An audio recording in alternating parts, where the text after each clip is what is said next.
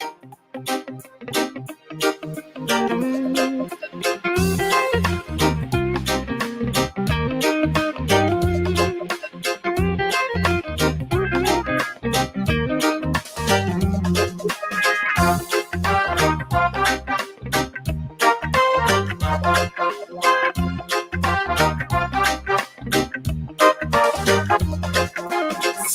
Shana, Africa, say it louder. Say Shana, Salam alaikum, Assalam alaikum, Salam alaikum, Assalam alaikum, Salam alaikum, Assalam alaikum, Salam alaikum. Assalamu alaikum. United we stand, divided we fall. All we need is freedom. All we need is love. Free Africans free. Be free, free from slavery. Free, be free, free from slavery. Free, free yourself from mental slavery. Free, free yourself from mental slavery. Free, free yourself from mental slavery. Free, be free, free from slavery. Be free, free from slavery. Yeah. We're here to speak the word. We're here to stop the war. We're here to speak the word. We're here to stop the war. We're here to speak the word. We're here to stop the war. Salam alaikum. Assalamu alaikum. Salam alaikum. Assalamu alaikum. Salam alaikum. Assalamu alaikum. Salam alaikum. Assalamu alaikum.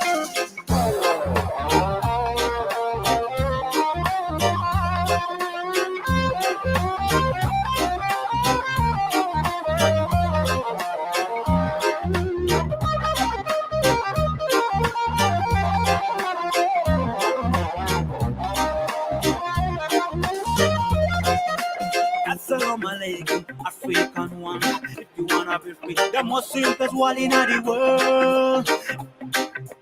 Get yourself the better with the reggae music coming straight to you from the one of the most peaceful man. So many lying down on the streets, whatever them we are dancing at the ends.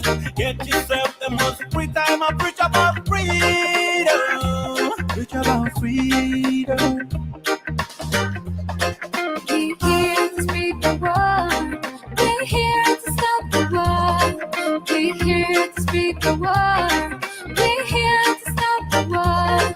We're here to speak the word. We're here to stop the war. Better look on the street and say, listen, youth. Stop violence, they say, listen. You have to listen and be a man.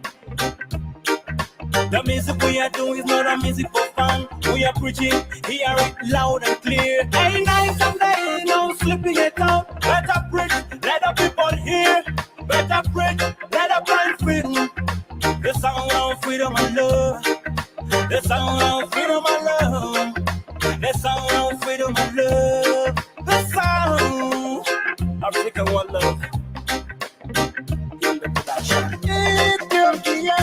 Salam alaikum. Morocco. Salam alaikum. Libya. Salam alaikum. Tunisia. Salam alaikum. Nigeria. Salam alaikum. Niger. Salam alaikum. South Sudan. Salam alaikum. Sudan. Salam alaikum. South Africa. Salam alaikum. African wonder. Salam alaikum. African wonder. Salam alaikum. Let's unite and be free. Salam alaikum. United we stand. Salam divided we fall. Assalamu alaikum. Salam alaikum. Assalamu alaikum. Assalamu alaikum, everybody. Good morning, good afternoon, good evening, and good night. Wherever you tune in, this is Concerned Citizen of South Sudan is live.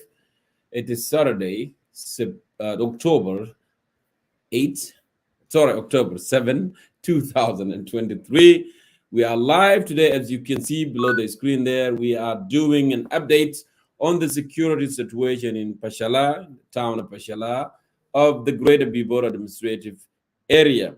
Today we'll be joined by our brother, son of the area, Omot Ojog Otor, who will join us to give us more an update, as we promised you last 2 weeks that actually we will come up and do more an update on the violence that have been taken to Bibor area, and the community are, been impacted by this violence. The SSPDF has been um, launching an attack on civilian on the area. So with that, I know we're supposed to conduct this show on Thursday, but unfortunately I was a little ill. That's why I was not able to conduct the live broadcast to give you an update on what's happening in Pochalla, the area of GPD, GPA area. So to give you an update on the violence that's ramping on the area. With that, I will be joined by my brother Umot to walk us through how the thing are right now. And I must tell you this too. Tomorrow we will be conducting another political show with the member of PCCA, Abraham Village, and also the chairperson, I should say, of Revive South Sudan, Mr. Dr. Peter Birajak, and also with Dr. Professor Jog Jog, and of course, the chairman of United Citizens for Change, Ustad Dengi Dayok. Tomorrow on Sunday, we'll be conducting this very, very important episode for the current political situation in the country and what is the way forward. So we will have Dr. Peter Birajak, Mr. Abraham Awilej, and Jog Jog, and Ustaz Dengi Dayok. These are the four guests tomorrow. They're going to be here, right here, on Concerned Citizen of South Sudan. So go ahead and spread the word. And tomorrow, but today, as I put it, we're doing an update on security situation in Greater Pibor area, Greater, in Pochalla, which is part of Greater Pibor administrative area. With that, I will bring in my brother, Umot Ujok, to give us an update and walk us through. Mujwak, Umot Ujok Otor, welcome to Concerned Citizen of South Sudan, and I really, really appreciate you for coming in and to give us an update, and also for staying late night. I know it's almost early in the morning there where you are sitting, but because giving the importance of the issues that we are discussing, that's why you chose to stay awake so you can enlighten and update the people of South Sudan who don't know actually what's going on in the area. So Omot, welcome, and I give you that opportunity to greet our audience, and then we can start the discussion. Please. Thank you, Brother John Cor, for bringing me here again. I'm very pleased to be here today again, and it's my second chance to appear on your house concerned citizen of South Sudan. And as you have already mentioned, that our topic today is the update on security situation of Pochalla and under the Greater Pibor administrative area. So I'm very pleased to appear on your house, so to let the world know what exactly is going on in Pochalla. In regard of the crime that has been committed by the government of South Sudan under the leadership of President Kiir Mayardit. And good morning, America. Good morning, Europe, and good night, Africa. I know most of you now are already going to sleep, and for me also it is really late. But as the son of the soil, so I managed to still awake this time so that I can update the world about what is going on in Pochalla. That is why you still see me now alive. Indeed. Well, thank you so much, Omot, again, for staying late, for coming here to give us an update on security situation in Pochalla. We did went through very important, issues last time, which is, I believe, so it was 2 weeks when we talked about the end attack and killing of Joseph Ukon, and the new commander, which is Achui is on the area, and we have been hearing there's huge deployment on the area right now. with giving the political crisis in the country. There are crises everywhere in the country. We are well aware that when President come here to U.S. and address the United Nations General Assembly, he left with the diplomatic embarrassment because the U.S. administration, they refused to meet with him. And all of us recall with such a move that President has made, even within 2 hours, he was there to have a contact with the Russian, and then to go to Russia and make United States like a bad guy, bad friends, and call Russian, they are the only alternative, for South Sudan. So something that we cannot even comprehend, because giving the amount of support that we gained from the United States in 90s, in early 2000, to pressure, the INF government in Khartoum, which has led to signing a comprehensive peace agreement of CPA, which has led finally to a referendum, and a referendum that's so credible, and we gained independence in 2011. So there's so many things that are happening, but a lot of people that are not aware actually what happened in the greater, Pochalla area. So I want us to walk us through, since we talked last time, what had happened, how, just settling the scenes, how things are going right now in the greater Pibor area, in Pochalla area. Just set us the scene for us. Go ahead. Okay, yes, as we all know that the incident happened when the President Kiir of South Sudan was in the U.S. Or attending the UNSG assembly, and he was not in the country when the incident happened. And I was expecting him when he came back, he would meet my MPs, and he will be given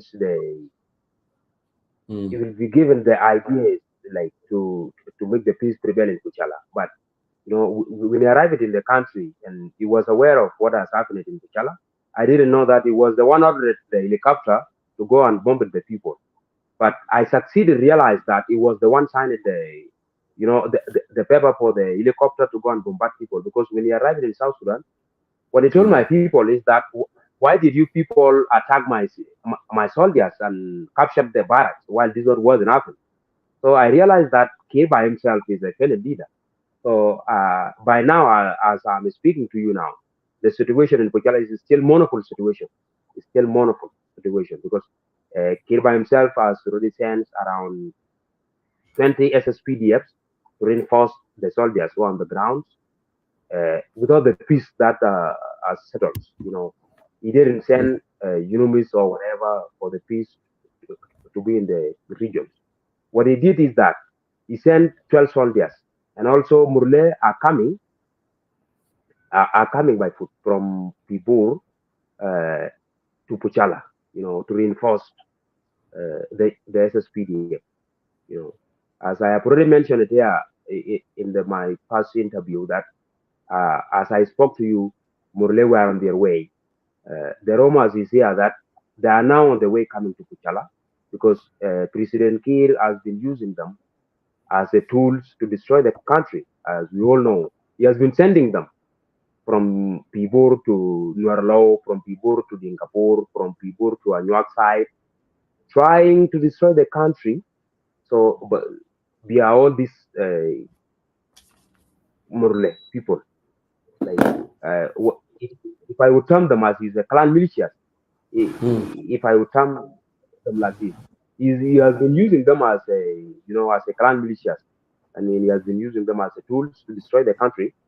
As I speak to you now, there is no peace in Pochalla currently between the youth and the South Sudan government, because Salva Kiir by himself didn't send anybody to meet with the people and know what exactly happened when he was in the US. What he did is that when he came back from the US, it was Lakoleame who was behind the incident that happened in Pochalla, met him on Monday, and his deputy, chief administrator, Joseph John Abola, they went to him and met him, and also explained to him what happened in Pochalla in a way that has not been there. They have explained everything in their way and their ways. They explained everything, and they convened Kiir, and Kiir has agreed with them. They have said that it was the problem of people of Pochalla who have attacked your soldiers, and They made a very crime that has never happened in the world for the youth to go and attack the soldiers and capture the base. And also, Kir agreed on that. And what I told my MPs was that I'm now traveling to Russia so that let you guys organize yourself. Whenever I come back, we will have a very big rally in J1. And Mm, up to now, it's still we still keep wearing our hair to know what exactly is going on between him and our MPs. Are they really going to send committee to Puchala to settle the situation or not? But up to now, it is 2 weeks from now, as I speak to you now, it is 2 weeks when the incident happened. Still, he mm. didn't send any committee to meet people and learn from the community what exactly happened, and also the way forward. He didn't do that. What he did is that he sent soldiers, one helicopter landed in Puchala successfully uh, last 4 days ago or 5 days ago, and Murle are on their way from Pibor to Puchala. And they have been sent by Joshua Kony and President here. As I have already mentioned earlier, that he has been using this tribe called Murle as a tool for destroying the country. He has been using them, and everybody knows in South Sudan. So there is no peace currently in Puchala between people and South Sudan government. There is no peace, and the people of Puchala are in need of humanitarian assistance, and have received no any assistance in these 2 weeks of incidents. It is almost now 2 to 3 weeks when the incident happened, and my people haven't received any humanitarian assistance. So to assist them with the situation that is ongoing, and now people are facing starvations. Uh, all things are there, and malnutrition is there now because people are not in their perspective area. People have left their homes because of the bombardments, and they run to the villages under Pochala because we have villages. We have one Kolotalo, Ajwara, Oburi, Nyum. We have them, Mhm. and people have run over there. And now, what is there now is that even the border by itself, the border is now closed because of the security situation that is in Puchala. And that is the Mm. best border that we are receiving the goods from it. That is the best border that we are receiving the good from it. And it has been closed because of the security situation that is in Puchala. And what is now there that people are facing is that the, the price of things that people has is now increased because of the closed border. So people now are facing so many things.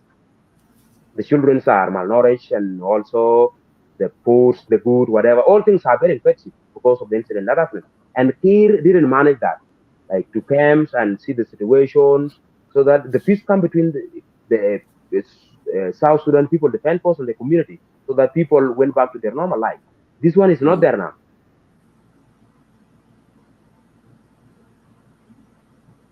Well, Umut, thank you. Thank you for an update. As we speak, you already indicated that actually President Kiir, when he was in Russia, he indicated that he will address the issue when he go back home. But unfortunately, there's nothing. He created more deployment. And we made it clear here last 2 weeks when we conduct a show that actually the regime survives when there is more division, then when there is more crisis, when people of South Sudan are fighting. And that's why he keeps setting up, all these communities on the violence across. That's something not new. We talked about it last time. And also, you said that Murle are harboring to come, and as we know, this has been going on for quite some time on the Lawnware area, on the Dinka Bor, on the Dinka Twiggies, the Murle they have been used as the tools, to destabilize the area. They've been armed by the government and to do so. So, given the fact that you are saying now the Morale are harboring to come to create more, stability and do more adoption, abduction, that's going to be a very serious, indeed, going to be very serious situation. And also, you are saying that actually the border is closed, but I don't know who closed the border. Is the border closed from the Ethiopian side or the South Sudanese, SSPDF, the one that went ahead and closed the border? And also, I wanted to know, Umut, if there is any assistance from humanitarian side, the UN, the UNDP, and those who, if they were able to come and assist the locals and so forth. These are the things that we need to update our people also to understand and know exactly what needed. And if there is any some assistance that South Sudan need to do, how what are the channels that they can use at this critical time? Because I understand people now in this season they are really going through very difficult. So just let us know. Yeah, tell us who really closed the border from where, and was any Yeah, other attack for the last couple of days so far, and what MP from your area is intend to do then with this situation? Go ahead. yeah. The border was closed by the Ethiopian government because they were expecting that whenever they they accept the border to be open so that when their citizens importing the goods from Ethiopia to South Sudan, they may be harmed because of the security situation that is in Pochalla. They have closed their border. They are not allowing anybody or any of their citizens to leave Ethiopia to Pochalla. So they are not allowing them.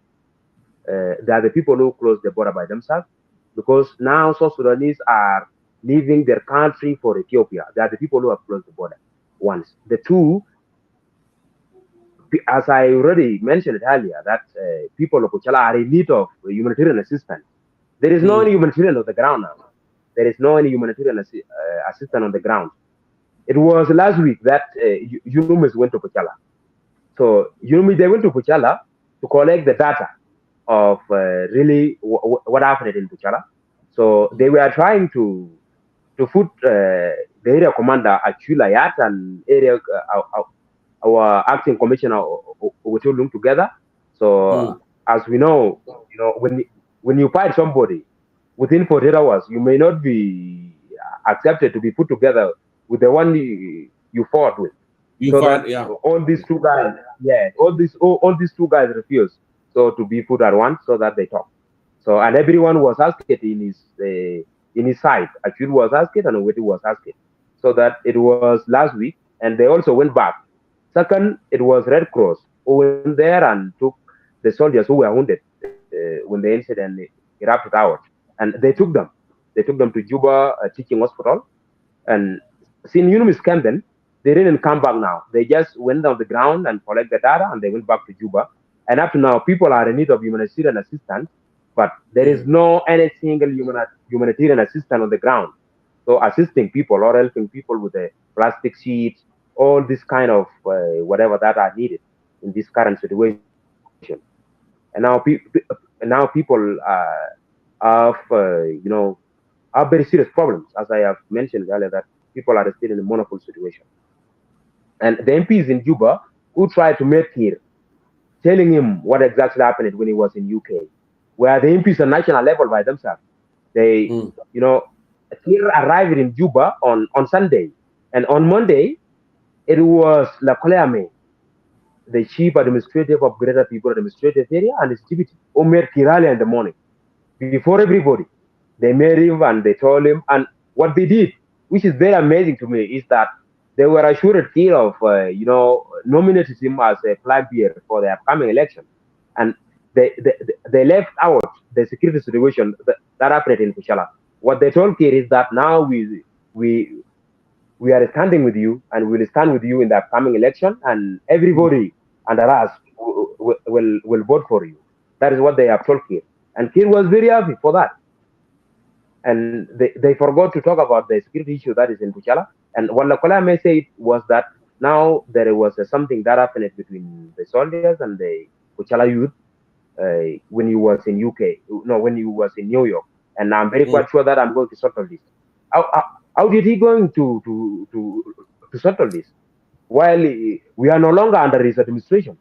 As you all know, I mentioned it in our past interview, last 2 weeks ago, that what we really Mhm. need as a people of Ochala is that we need exit from GPA, which is Greater People Administrative Area. What we need is that we need to exit from that administration. We don't like it forever, and it is our demand that the letter has been already sent to Kir, and Kir quiet on it. He doesn't reply on our request. And no matter what, we are already said that we are no longer be under Greater People Administrative Area because How can we work there as a brother and sisters while children abduction, cattle ridings, and also killing innocent from moving from one village to village is ongoing? So what we need now is that the exit, and that is the biggest demand of us. Yes. So we need to exit from GPAA administrative area so that the peace comes. And this is the only solution for us to be out of everything that is going in the GPAA. And that is why Kirba himself is not responding to it, because he knows that whenever he gives us our administration, or he gives us a chance to go back to Jungle State, so Murle may have no chance like to do whatever their crime they are doing, because what led them now to keep doing this is that they are doing it while people are still saying, how can people saying that Murle are abducting their children, are riding their carols, are killing the Russian while they are working in one state? So because the state was given for almost 5 tribes, uh, Jay was there, Kashipa was there, Anyuag was there, and Murle was there. And now Murle are the people using it, and our people now have almost 2 years without receiving a salary, and we really don't know where the, the salary of civil servants are going. We don't know what exactly the money is. Mm. Yes. Well, thank you so much, Umut, for this valuable information. But I'm still just have one question on when it comes to it appear like the issues in Greater Pashala area, which is GPA, it has something to do with the Greater Pibor administration, because it seems like right now uh, most of people in Fashala, they're no longer interested, to be with the Greater Pibor area. This is what I do see. Um, Yeah. in your own opinion, do you see if the Greater Fashala area is giving an opportunity to be moved back to Jonglei State? Do you think that will resolve the problem, or do you guys, as a son of the area, do you guys have any other options instead of being with the being taken back to Jongle State?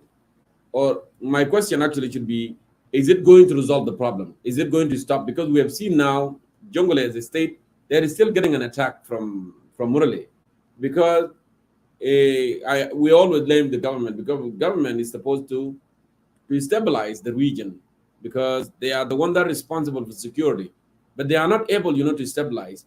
So since they are not stabilizing the state of Jonglei and other state, in the country, would you see that will be the end of the problem if Greater Pashala area is annexed, or if it's back, it administratively moved back to Jonglei? Would it be a solution? Further, go ahead. Okay. Let me respond to your questions on my behalf and Mm, on behalf of my people of Pochalla, South Sudan. mm, The reason that we have been demanding the exit from Greater Pibor administrative area in 2022, it doesn't mean that our demand doesn't mean that whenever we go back to Jungle State or we be given our state, is that it may end the crimes that Murle have been committing. No, not mm, that. We have been demanding it to fight Murle while we are not under GPAA. We know that whenever governments allow us to go back to Jungle State, these all crimes that Murle have been committing may not end. We know that very well. And we mm. know how these people Murle have been using by government, as already said. But our demand is that let the government allow us to go back to Jungle State so that we port Murle, so that we port them while we are not with them, or we are no longer with them. Because how can we keep working with them in Pibor while we are killing ourselves outside here? Because as you know now, the deputy by himself, the deputy is a Nuak, and there are some there are so many Nuak now in Pibor. And Murle outside here, they are killing people, they are abducting children, they are riding cattle, while people are told by the government that they are brothers and sisters. How can this work? That is why we have been demanding, so that we go war with them, Murle by themselves, so that we are not with them. That is why we are demanding it. But it doesn't mean that whenever we allow to go back to Jungle State, this whole crime may end. Not that. It may not end, but we want to fight them while we are no longer with them. Okay. Well, thank you, Omar. And also, I see that question. It keep coming back and forth. The area that the people of Fashala, they wanted to exit from Greater Pibor area to be back to Jongole. Some people may think that, oh, don't you see that's going to give other people an opportunity when they are not feeling comfortable in any state that they belong to? They will say, oh, well, okay, now I am part of Western Equatoria. No, I don't want to be Western Equatoria anymore. I want to be part of Western Barakazal. That's one. And the other thing, I have another question from Brother Andrew Pioli saying that what is really the conflicting issue? What is the conflict, that's causing the issues between people of Peshala, apart of Peshala and Murle? Is it the abduction, the violence, or is it has something to do with economic, or administrative, the positions of the government? So maybe some viewers, they wanted to know from you, Omot, because you are the son of the area, to get to the bottom of the issue. Because we know in Juba, they are not speaking and they are not telling, why are they refusing and why are they not resolving the problem? So I want to give you that opportunity to answer the question. Go ahead. Oh, okay. Thank you very much for the questions. Anyuak and Murle, they have been brothers and sisters for so long. And this conflict between Anyuak and Murle has been there even before I was born. And I'm told by grandfathers and fathers that there were some areas of Anyuak that have been destroyed by Murle in 90s and 2000s. And also, when I was young, I haven't seen any such kind of conflict between Murle.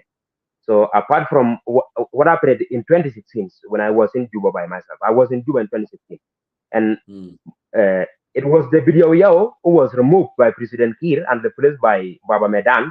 And when was Baba Medan on power, President Yao accused our kings that he was the one who recommended Baba Medan to be a chief administrative area of the Pibor administrative area, and he sent his troops and attacked my village where I was born and reserved, and they are burned it. Even our home was there and it was burned by Murle. So now the issue, let me come to the point. Now the issue between Murle and Anyuak is not something that related to the economically, socially, or whatever like this. It's very far from it. It's very far from social and economically. It is something that is their innate, is their hereditary. Murle by themselves, I don't know whether they are producing or not. They have been abducting children since 1980s or 1970s like that. And, everybody knows in South Sudan now that Anyuaks have never gone to Pibor one time, abducting any Murle children or cattle ridings or killing any innocent Murle, moving from Pratet to Pibor, from Lukwangole to Boma or whatever. We didn't do that. But now, Murle, we are the people coming to our side. All of us, they are coming. Whenever you are moving from Pochalla to Pochalla, they will kill you. Whenever they see women walking with their child or children, they abduct. Whenever they see our men after kettles, they ambush them, they kill them. Even my biological dad was killed last year by Murle by themselves, and I was in the village. It is not something that we have a problem with them before, but it is something that is their hereditary. I don't know if they were born with it or not. And now my worry is that I don't know why the GPA was given to David Yao, because I may say David Yao because it was the one who was opposition and President Kiir gave him this state. So that five tribe may work in. I don't know why I did this, and it is because he by himself, I don't know if he really knows what he's doing. If someone become opposition today, tomorrow he may give a state, like what happened to David Yao. This state was given for all these five tribes to stay peacefully, but unfortunately, it turned it into something that I may not term it. It is very difficult for me to term it, brother, because how can you work with someone in the office? Like now, as I have told you that we have Anyuaks who are in Pibor working with Murle, and people are killing themselves out there. What would be the reaction on that? especially I by myself. If I'm working in Pibor now, I'm working are killing my mothers and brothers and sisters and fathers. What will be my reaction on that? I may draw from that. That is why we have been demanding exit. So how could we continue working with them while people are killing themselves out here? There is no problem with us. We have never any problem with them. That is why we have been calling exits from President Kiir, so that maybe the peace may come or not. That is what we have been demanding from them. We have no any problem with them. Yeah. Thank you very much, Umut, for the enlightenment and elaborated on the issues, what are impacting people there in greater Pachala area. I want you to hang on for a minute, and I want to give also the third opinion. Also, I wanted to welcome Ustaz Dengida York from the clubhouse, so we can hear from him before I let you go. I'm going to give you your last word also, because you already now give us an update what is happening in the area, and the genesis of the conflicts, and how you want to see it be resolved. So with that, I want to give Dengida York an opportunity also to weigh in, and then I will be coming and going back to you, to conclude with your point. Actually, I know you already, send messages, to President Kiir and to those on the government, that actually our people are impacted. UNIMIT just went there to collect the data. There is no humanitarian assistance on the ground to the people. The border has been closed, and people are really suffering, and morally are likely to come and abduct and attack the local community. So, Ustaz Dengida Ayok, welcome to Concerned Citizens of South Sudan. You join us by a clubhouse. I want to give you that opportunity to weigh in as well in the discussion. Please. Thank you, Brother Jonker.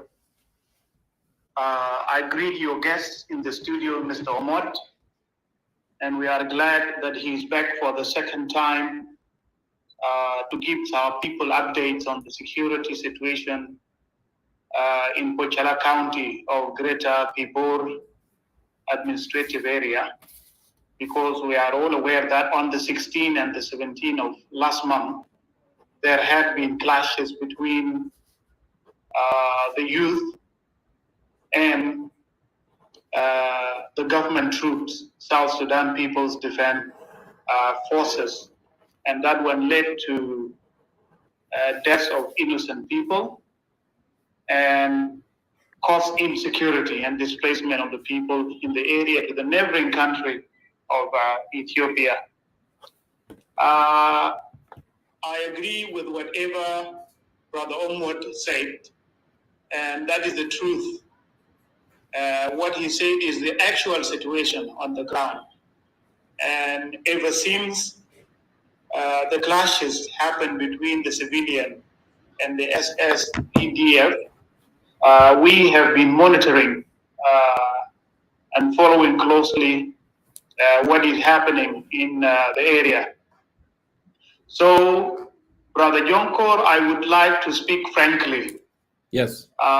If you look at what is happening in Greater Pibor administrative area from a political point of view, you will come to the conclusion that what is happening there is a crisis of governance, not only in that particular place in the country, but a crisis of governance in the entire country, because we are all aware that there is a crisis of governance, and this crisis is manifesting itself in different forms in different parts of the country.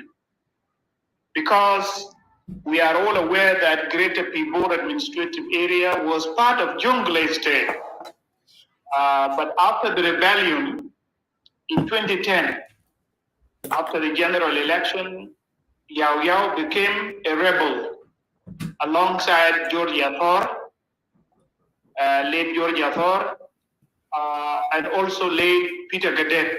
The three were rebels, and they were fighting for three different causes. So David Yao Yao fought, and for the first time, he made peace with the government, and he came and he was actually integrated into the SPLA. It was SPLA by then. After he rebelled in 2010. So in 2012, he was back to the country, or back to the system. And then he rebelled again.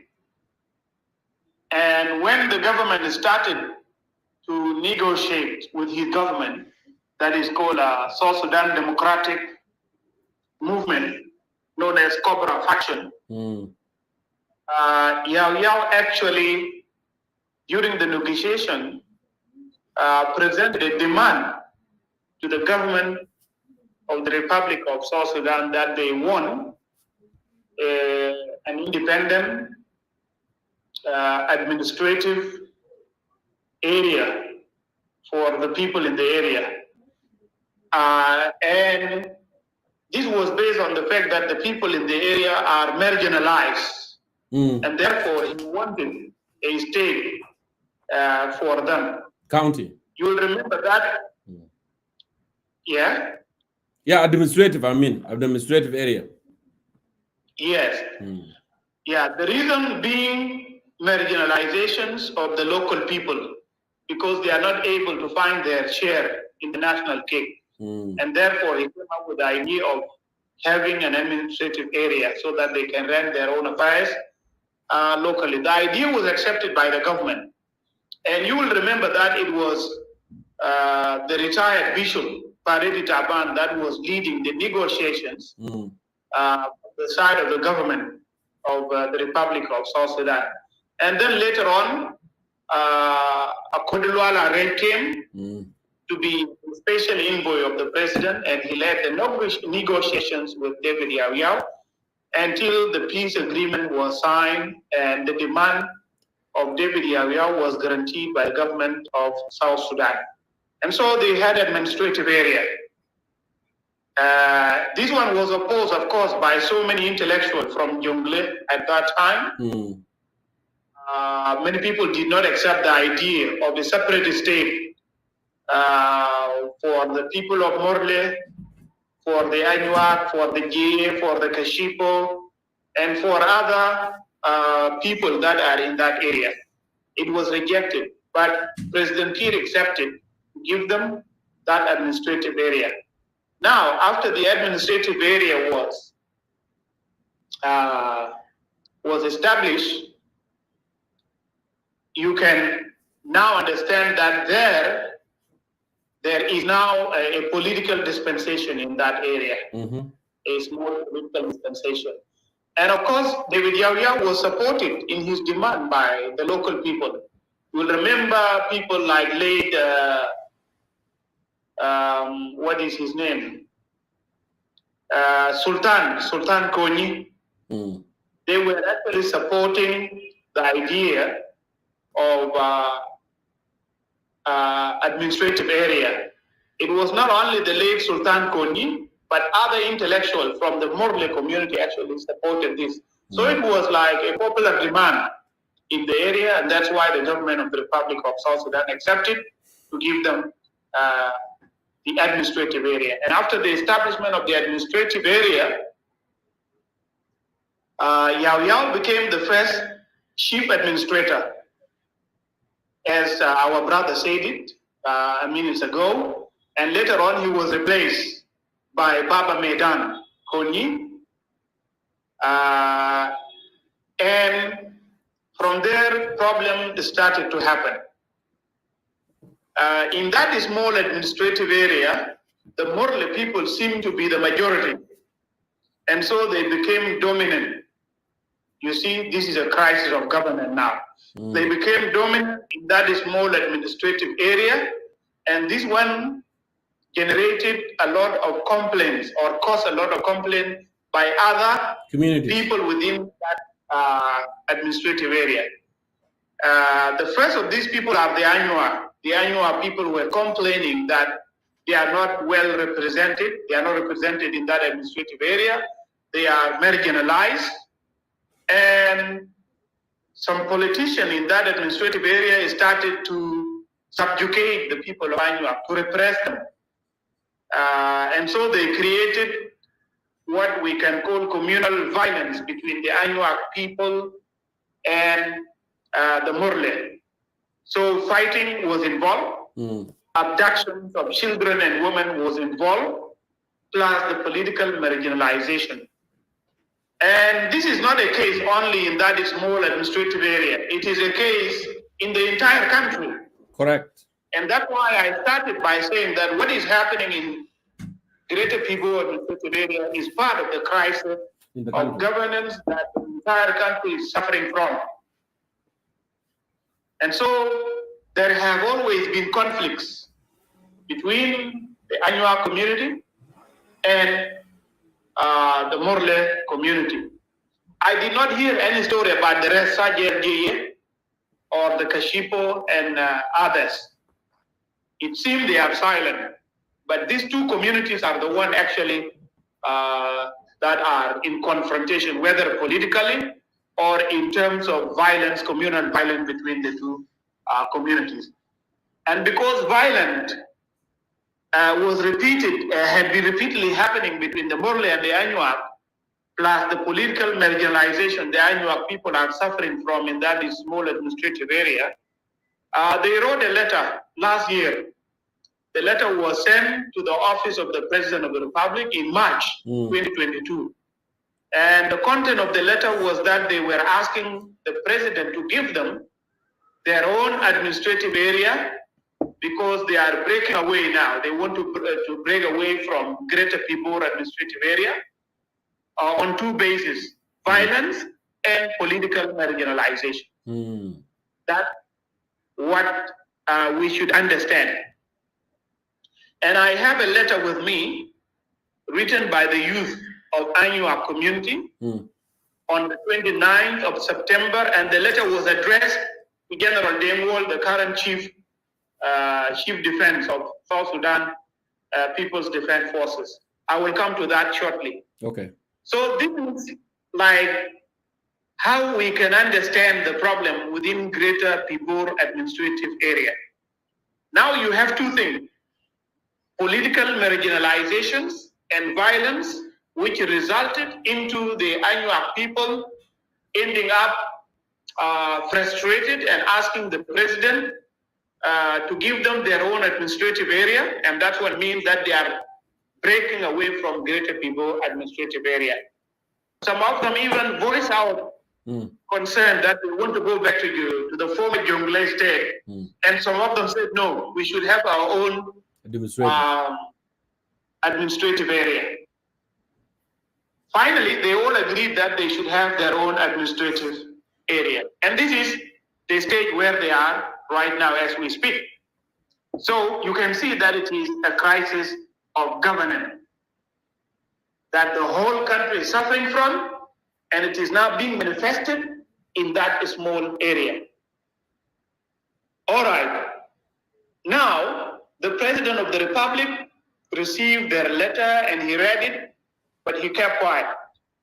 He said nothing to them, and they are still waiting for the president to hear from him up to now. Yes. And so this crisis of governance, Brother Jonkur, will fragment the country into small administrative areas. You remember the people of Ruweng were part of Unity State. Correct. Some years back. But after the signing of the agreement, their demand, which was in the office of the president for years, as a result of complaining of political marginalization in Unity State and violence, and their share as an oil producing area, their share of 2% being taken from them.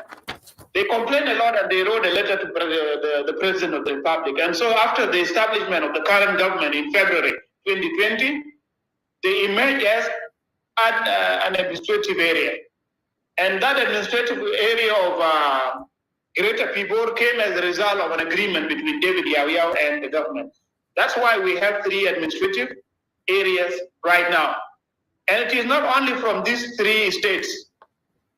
The case of ABA, of course, is different because ABA has its own protocol as an administrative area in the comprehensive peace agreement. But I'm talking about the Ruweng now, plus the Pibor. greater Pibor area. So people are frustrated because of political marginalizations and because of insecurity. And when they are frustrated, there is no any other way for them except to ask to have their own administrative area.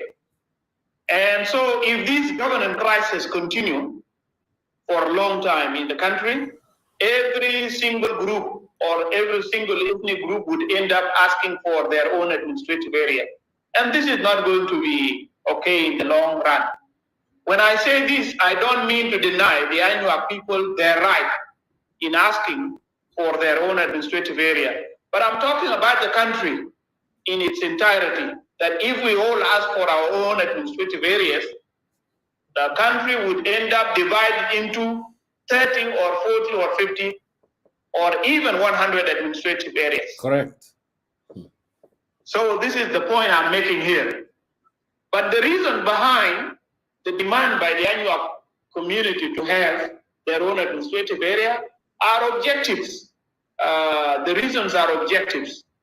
And so to find solution for this issue of people asking for administrative area, we need justice and equality all over the country.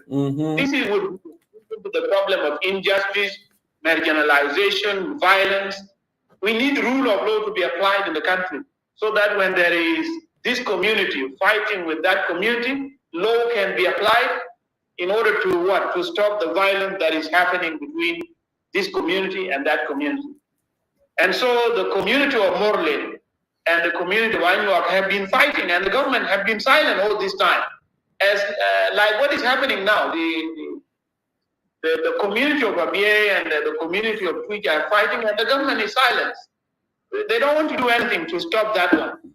So communities are left to fight themselves, to butcher themselves, to kill themselves, until one day they come to realize that this issue of butchering ourselves is finishing us.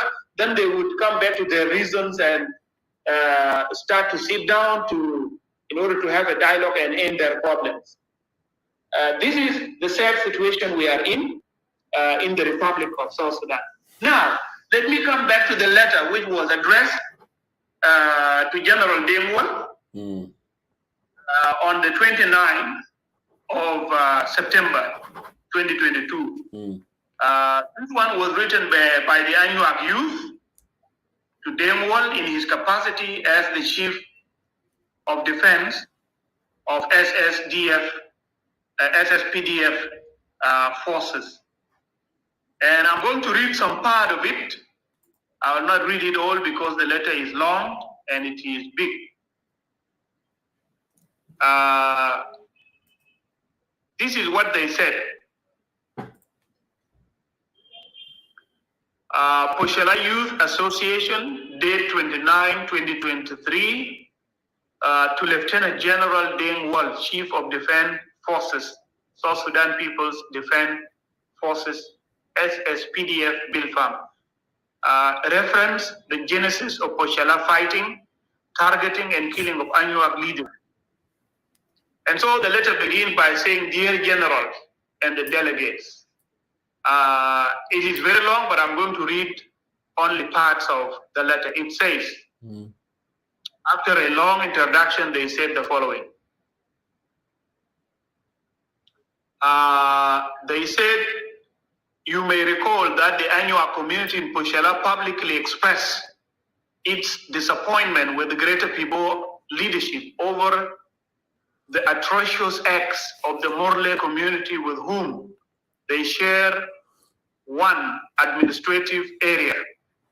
In a letter addressed to His Excellency Salva Kiir Mayardit in March 2022, the community demanded exit from Greater Pibor administrative area.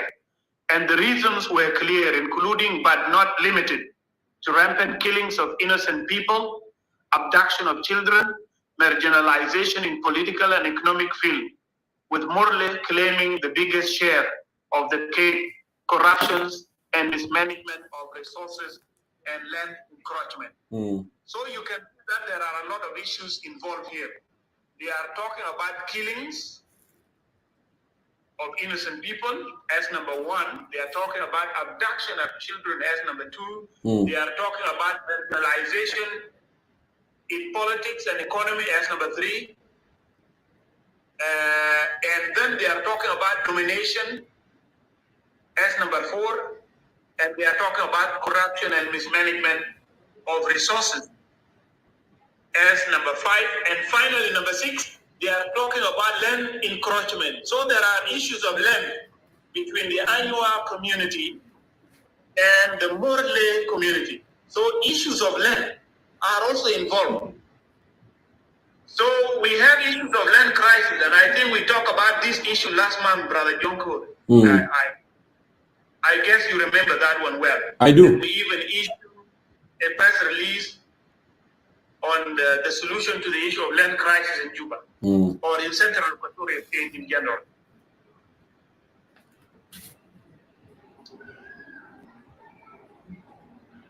So, this is what, are you getting me, Brother Jonko? I am getting you very well. I am. Okay. So this is the situation. Now, as we talk about this, we have to be very careful because we are a political movement. Yes. That is actually working for the well-being of all our people. When we talk about the community of Morle, and then we talk about the community of Anuak, we don't mean to undermine, to be biased, to stand with the Anuak, for example, against the Morle, or to stand with the Morle against the Anuak. No, we don't do this. We are neutral when it comes to these issues. But we are talking about the general problems in that area. So I want those who are viewing this show or those who are watching this show to get this one very clearly, that we are not biased. Okay, we don't favor one group against another group, because all of them are our people. Be they the Anuak or the Morle or the Jie or the Kashipo or any other ethnic group, these are all our people. They are all South Sudanese. But let us talk about the problem and what should be the solution or the way forward. This is our concentration in this. And now they went on to say this in the letter. This demand was not received well in Pibor, whose authority has been challenged. It resulted in severe relations between Pibor and Pochalla, with Pibor trying all it could to intimidate the civil population in Pochalla. Pibor scaled up attacks on the civilian and detained civil servants' salaries. Pibor abused state powers by weaponizing everything to fight the Anuak community. Not only that, Pibor labeled the community as rebels and looked for every opportunity to make the government believe that despite these scathing measures, the Anuak community remained firm in their demand. So from this segment of the letter, we can understand that the demand by the Anuak community to the President of the Republic, in which they asked him to give them their own administrative area or to break away from Greater Pibor administrative area, was actually challenged by Pibor authority. Now they are talking about the government that is in Pibor here. This one was challenged by the Pibor authority, and these are now like allegations or accusations to the government or against the government of Pibor administrative area. They remain to be justified. Now, what did they say? They said that Pibor, upon learning that the people of Pochalla were asking for breaking away from Greater Pibor administration, they did whatever they can do to make sure that this area remain unstable. And so what did they do? They talk about abuses, delay of civil servant salaries, because the civil servants that are in Pochalla actually receive their salaries from the government that is in Pibor. Correct. And so their salaries were delayed. There were attacks on the civilian by the greater Pibor administrative area government. And they said that Pibor abused the state powers by weaponizing everything to fight the Anua community. These are now the allegations of the youth in their letter to General Dingwall. In addition to that, they said that the community was accused of being rebels in the area. So these are what? These are the issues now they are raising in their letter to the General Dingwall. So from this letter, we can understand what is actually the problem. I don't want to go on to read more because the letter is very long. But from these two segments which I have just read, we can understand that the problem in Pibor is a problem of governance, problem of marginalization. People are competing over power, over economic resources in the area. And so people actually need to look into the problem that is happening in Greater Pibor administrative area in its holistic form, in a general form. We shouldn't look at it as an issue of Anua versus Morley, but we have to look at it as a political issue. But we should not also ignore other aspects of communal violence and other things, and the issue of weapons given to the youth, and the fight that is caused between the communities. And so, in my opinion, there is lack of equality and there is lack of justice within Pibor administrative areas. And this one led to the feeling by other ethnic groups which are part of that administration to feel that they are marginalized, they are excluded, they are being victimized. These are a lot of things that they are coming up with. Although we are yet to hear from the Greater Pibor administrative area, because they have also to talk. But this is what the Anua community said. However, we condemn all acts of violence, communal violence between Morley and the Anua. Why? Because this is not acceptable. Any violence happening between the two communities means that South Sudan is losing citizens. South Sudan is losing lives. South Sudan is losing people who can actually contribute something in the future for this country. And therefore, we condemn all acts of violence. So this is number two. Number three, the army, according to the letter also, the army, South Sudan People's Defense Forces, is involved into causing insecurity because there is political conspiracy within Pibor administrative area against the people of Pochalla, as they said in their letter. Arrangements were made for the commander, the late commander Colonel Joseph Okonjo, to be changed. And so another commander by the name of Chwil Ayat Day was sent to the area. And from what I followed in all the documents I got, the army was made to believe that the people of Pochalla are rebels. And so the army arrived into the area with the belief that these people are rebels. And so they have to deal with them militarily. So this commander called Chwil Ayat Day arrived into the area and he replaced late Colonel Joseph Okonjo. And after replacing him, this guy went back to the community and lived his normal life. But they came after him and they killed him after the accusations leveled against him that he was mobilizing the youth to fight against the SSPDF in the area. And so he ended up being killed in the area. And this one caused great anger among the members of the community. And then the army reacted by now fighting against the youth in the area. There was resistance, to be honest with you, Brother Jonkor, there was resistance by the youth because one of their leaders was killed. So they have to resist. And so this resistance was interpreted to be a rebellion. And then the army retaliated vehemently, and a lot of people were killed in the area. This one is condemned because SSPDF is supposed to be a national army that is actually there to protect the life of the citizens.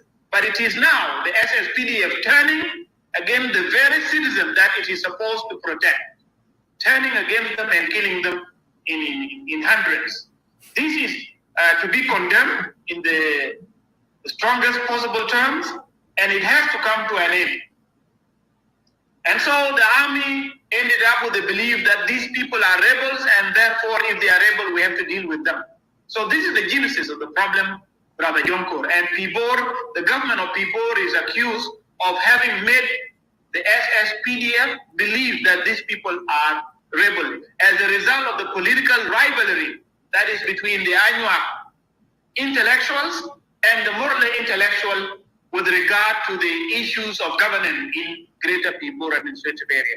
So it is a political competition over power, over resources between the two communities that has been misinterpreted by the local government that is in Pibor, and the local government made the national army believe that these people are rebel, and therefore we have the violence which is going on right now in the area. And as Brother Omar said, people are displaced as we speak. Many people have crossed the border into Ethiopia. Some people are in the bushes under actually very bad circumstances. And so human suffering is caused in the area. People are suffering. The humanitarian situation in the area is worse as we speak. This is what happened. So we condemn the SSPDF for getting involved into the violence against the civilians, who are mostly peaceful people. I know people are a very peaceful people, by the way. It's one of the peaceful communities in South Sudan, but they are now paying the price that they don't deserve. The army also used the gunships for bombing the youth in the area and members of the communities in the area. This is not acceptable. Now the government is talking about elections next year in December, and it is the same government that is now bombing the citizen. This aerial bombardment, sending the gunships into the area to bombard the civil population. And these are the people who are expected to vote next year for this government. Will they vote again? Since they are now being killed, since the state powers are being used against them, instead of this state power being used against the invaders and enemies of the nation, this is very unfortunate, and it is not acceptable, and it ought to be condemned in the strongest term possible. So, when it comes to the issues of marriage generalizations, when it comes to the issues of lack of equality and justice, when it comes to the issues of innocent civilians being killed in the area without any cause, we would like to say what is happening against the Morley community is not acceptable at all and should not stop. And should stop, should stop immediately, because we are not ready to lose souls. South Sudan must be a country that is stable, a country that treats all its citizenry based on citizenship, based on the duties and rights that are enshrined in our constitution. So this is the situation, Brother Jonkor, in Greater Pibor administrative area. Now, in the letter that they had sent to the presidency, I mean to General Dengwon, they came up with a lot of solutions that they put across. They said first, Colonel Achille Ayat undermined the acting commissioner of Mr. Owiti alone and looks down on him on the pretext that he is not an appointed commissioner. These are issues, and they are actually asking for the withdrawal of SSPDF soldiers from the area, and they have asked for a lot of things. Now, what is the solution in our opinion? Because I need to conclude here.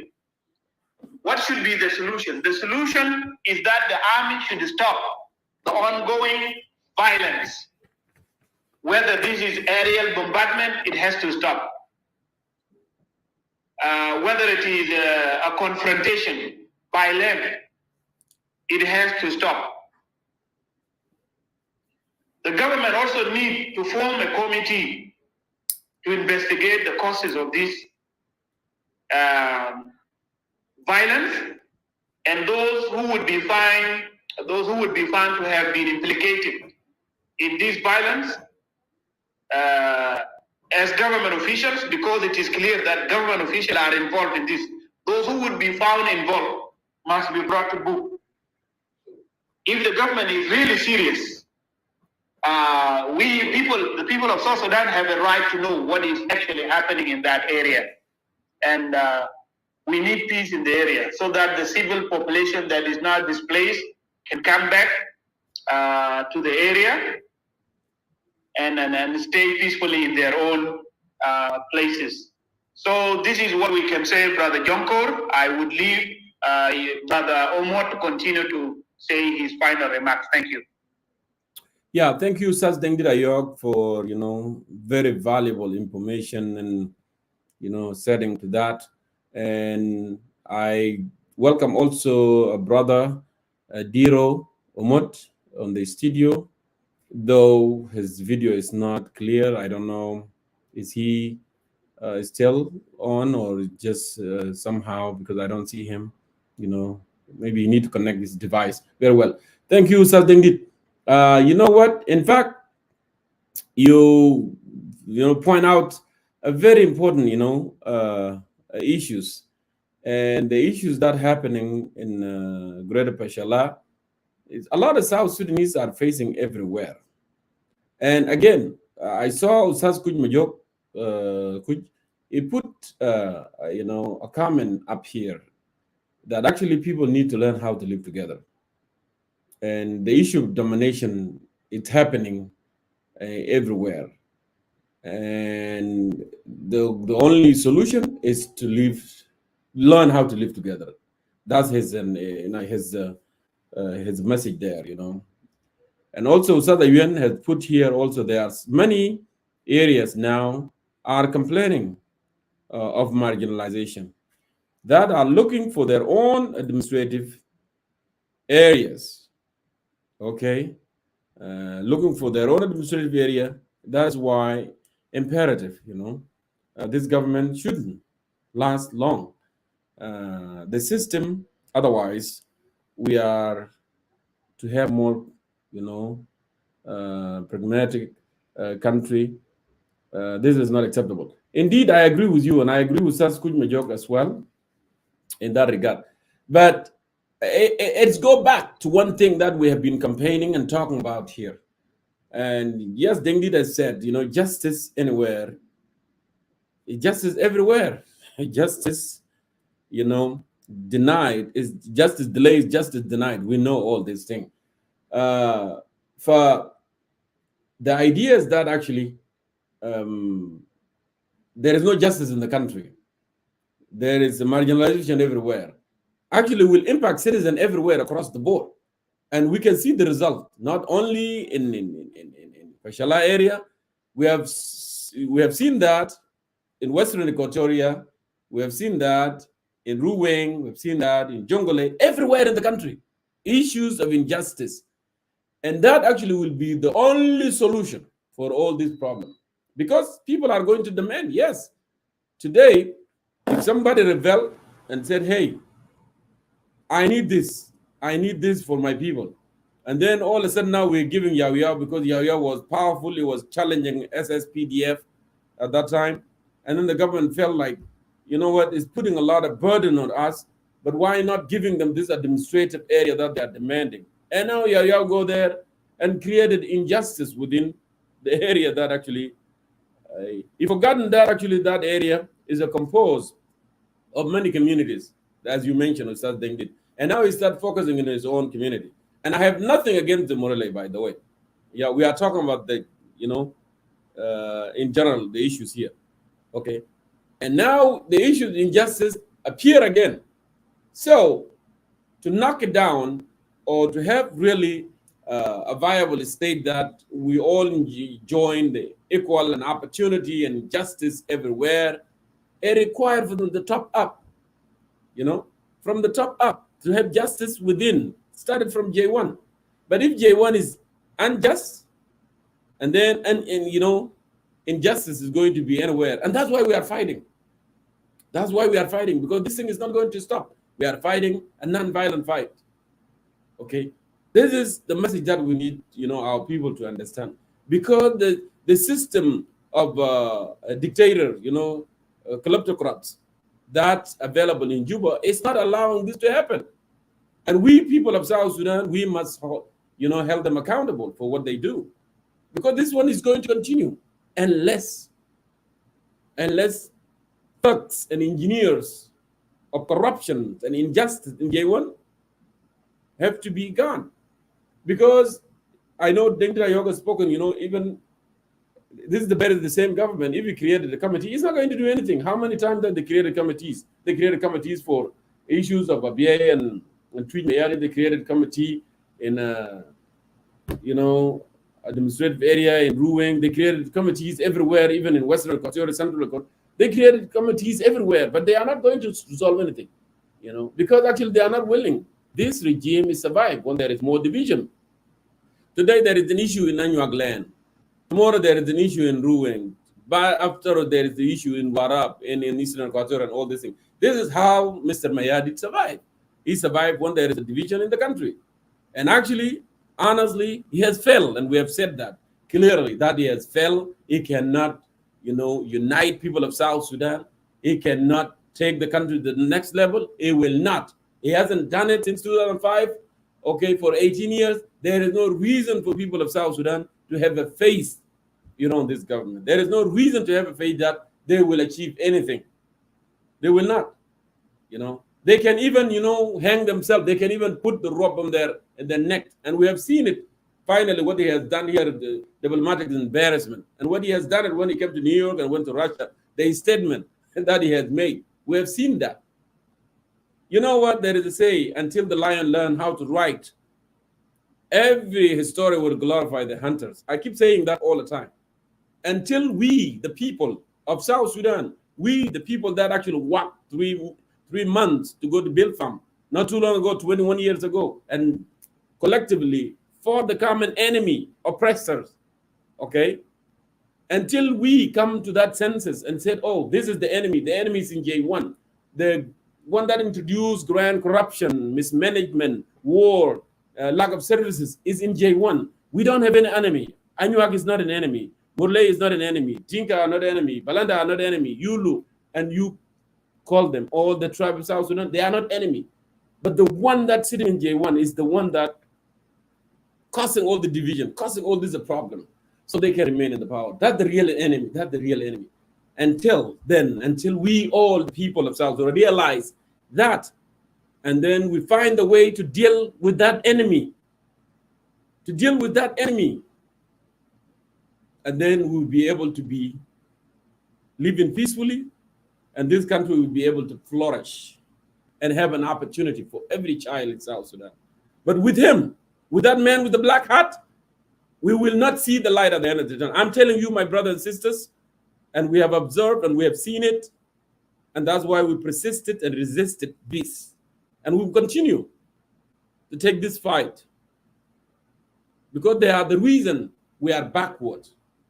South Sudan meant to move forward, not to be backward. South Sudan, the people, they were fighting for marginalization, not to be marginalized again. They were fighting for justice. They were fighting for liberty. They were fighting for prosperity. These are three core values that people of South Sudan bear arm. Until we realize, though, there is no any other enemy. Those thugs in J1, those who are engineering, those who are saying, no, do it this way, do it that way. So we, the kleptocrats, we can be beneficial from anything, and then it would be morning for us. But other than that, we will still live in dark. The day will not turn to morning until we are all get up and together and say, oh, that's the enemy. That's only our enemy. You are my brother. You are not the enemy. The one that make the policy, the one that creating it. It is the one. But yeah, you're right, Ustaz Dengi. You know, these issues of justice, of liberty, and service delivering, it has something to do with J1. They are the one that, you know, architecture. They are the architecture of all this division and problem in the country.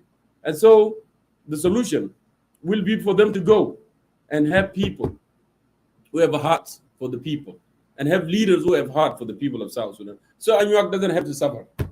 So even Murle, who were fighting yesterday, Yao who were fighting for his people, cannot go and oppress, because when the rules are set and the rule has to apply to everybody, there is no one above the rules. There is no one above the law. Okay?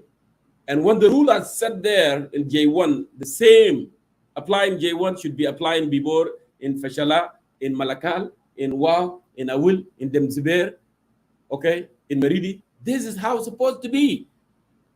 And by then, we can have a justice and liberty. Okay? So, it is the leadership problem from there. And marginalization will continue. So, Ombot, I want to give you that opportunity, because we promised that actually to speak 1 hour here on the Facebook, and then we're moving on to the next level. So I want to give you the last word. I do see that my brother Adiro Omot is unable actually to come on. I don't know what happened with this thing. But I want to give you opportunity, Omot, to make your last word so I can move on. Go ahead. Yes, thank you. Okay. I can hear you. Can you hear me? Yeah, I hear you. Okay, yes, Omot, let's Omot go. Omot, Okay, are you thank able you so much. because you are in dark? I don't know why. John okay. Am I able to be seen now?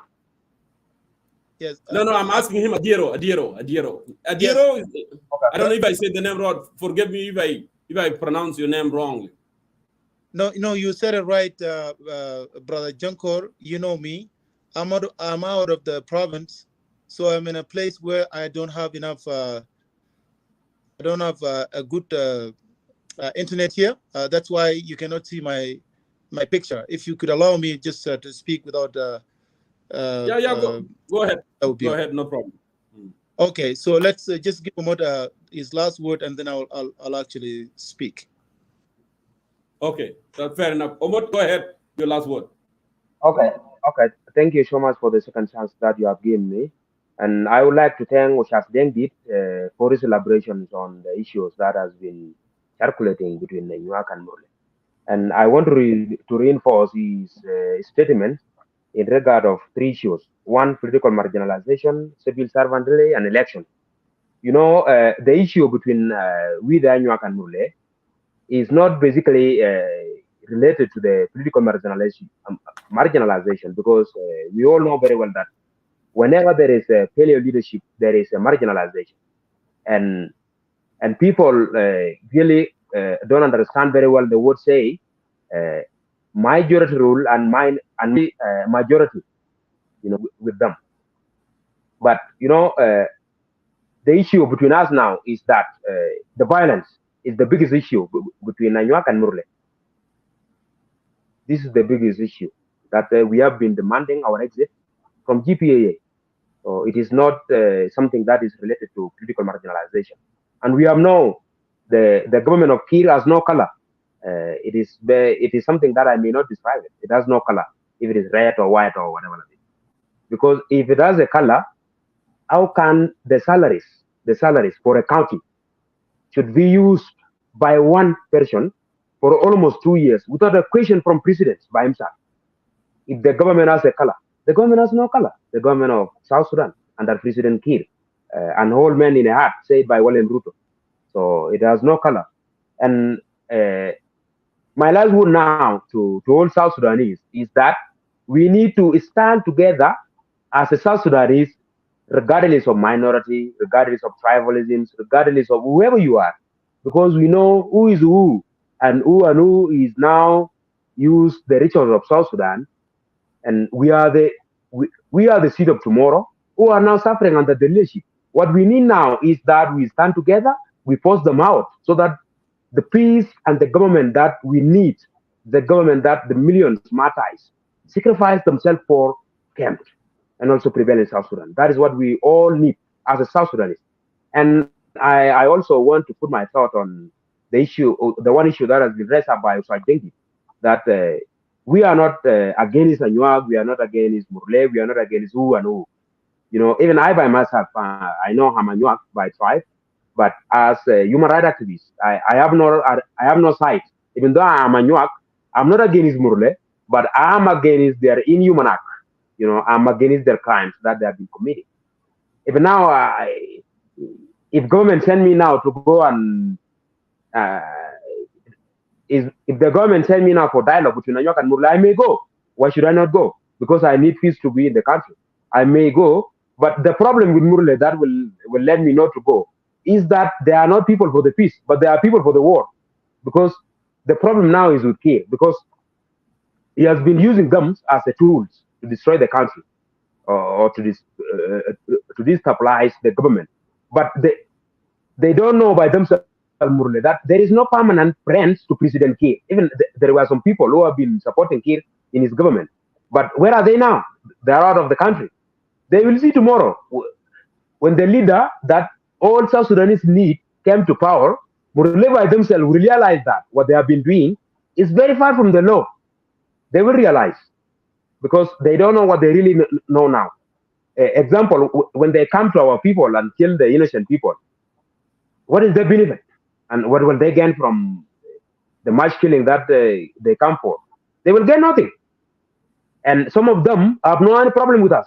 They came, they kill people, and some of them lose their life because there is a proverb saying in our culture that guns has no one side. You know, it killed other side and it killed that side and it killed this side.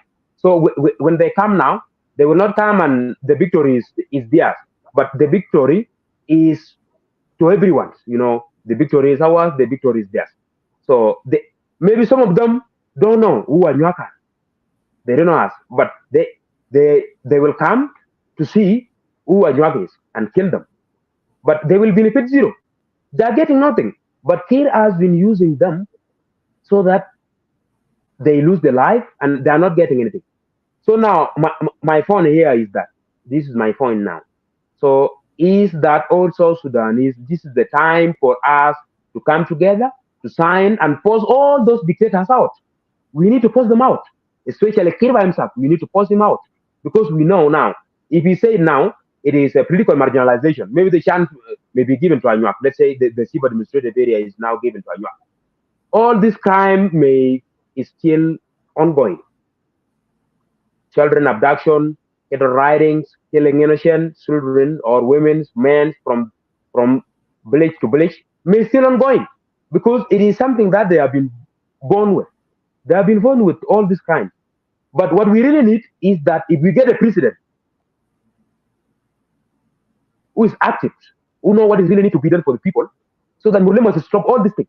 But the problem now is that he by himself doesn't know what he's doing. You know, he's really old enough and he's not thinking of whatever country is going. And now South Sudan, as we all know, you know, is very well-known country. But he is taking it somewhere that we all don't know. So what I really want to extend to all South Sudanese, wherever you are, is that let us all come together, live in peace, as one of my brothers already said earlier. Let us come together. Even Murle by themselves, if they really want peace, let them come together with us so that the peace come and we force all those dictators out. If you force them out, nothing impossible. Thing will be possible. That's my live message to them. And thank you so much, brother, for the chance that you have given to me to express my ideas. Uh, I may stop here. Okay, thank you so much, Umut, for your contribution. I wanted to remind you, though, tomorrow we are going to conduct, show will be involved, those of leader of PCCA. We will have Abraham Awolech and Professor Jogmudu Jok, Dr. Peter Berajak, and of course, our own chairman of UCC, Ustaz Dengida Yok, will be here on Concerned Citizen of South Sudan. I want all of you to spread the word. We will be talking more about the future of South Sudan. The future of South Sudan. That will be the discussion of tomorrow. So thank you so much, Umut, for elaboration. Let me go ahead to Brother Adierio, Umut also, and I can hear from his own perspective. I hope one more time, if I said his name right, Adierio. If I say your name right, that's good. If I did not, apologize for that. So I want to give you that opportunity also to weigh in, Adierio. Well, thank you so much, Brother Jankor. Can you hear me well? Yes. Well, thank you again. Yes, we can hear you. I would like just to extend my my greetings to all the audience and everybody that is watching now and later. So thank you for this opportunity, Brother Jankor. You know me very well. I reside in Canada. I host lives as well. I am here just to express my sadness and condemn the atrocities that has been actually committed by the regime in Juba. What happened in Pochalla, basically, it is outrageous. This is something that no one would have actually expected to happen. Just to come after the most marginalized community in South Sudan, just to be bombarded by the aircraft, and this is we as an Anuak condemned it in the strongest term possible. So what's going on? Regime is the architecture on this matter. Anuak has been actually asking the president to exit from the GPAA. There are so many reasons why the Anuak wanted to exit from the GPAA. First, GPAA was created for the four communities: the Anuak, J, Kachipo, and Murle. When administration was actually formed, the J and Kachipo are absent to date. They were not active in the administration area of Greater People. I think Kir knows this because he's been the one who actually appointing the chief administrator and the deputy chief administrator of Greater People Administrative Area. It has been more than 7 administrators being headed by only one tribe among the other 3. This was done by the president himself. He has been appointing Murle after Murle after Murle. I don't know why he actually gave this administrative for these 4 communities. I thought maybe he was actually, he gave this administrative area for these 4 tribes. But why Dr. Kir is still continue to actually appoint only one tribe? This is really unacceptable. G and Kashipo and the Anuak, they are not now in the Pibor. Anuak had actually talked very loudly to the president, written some letters. They sent kings and the entire head of the communities to Juba, and they spoken with Kir himself, but nothing being realized through that talks. And you know that what happened recently, it was designed by the Aspele themselves, because I don't believe that the aircraft, the helicopter aircraft, can just left up from Juba and go bombed anywhere if there was no any order from the higher authority. Yes, we know Stephen Marshall is the head of the intelligence of the Aspele in Juba, followed by the head of the army, Joshua Kony, who is actually heading the army in Pibor, and also the chief administrator Lakolia May. Those are the three people who are behind the killing of innocents, the Anuak innocents in Pochalla, the civilians. And they are the one who actually ordered the area commander, Achil, to go and kill former commander Joseph Okuny. Okuny was actually removed by those three people. They wanted the Murle to come and become an area commander in the area. And they forced him out. The order is arrest. But this guy refused, and he says, you know what? If for the sake of this khaki, you take it, I will just go and step out and stay as a civilian. And indeed, this guy did it. He just stepped out. He actually is no longer living in the barracks, and he just become a civilian. And here he is there after this guy until they killed him. That's the reason why the youth got so mad, and they responded, as we all heard. And as a result, the aircraft followed that action as well. So now there is an accusation that the Anuak are being rebuilt, and this is totally lie. The entire tribes cannot rebel. Had the Anuak have an opinion to do so, even the regime would be shaky. We know Pochalla is a very remote areas, of course, but very strategic. Very strategic. When Pochalla fall, all the other areas fall as well. We know this trend that happened between the government of Sudan then and the SPLA. So then Anuak are no rebels.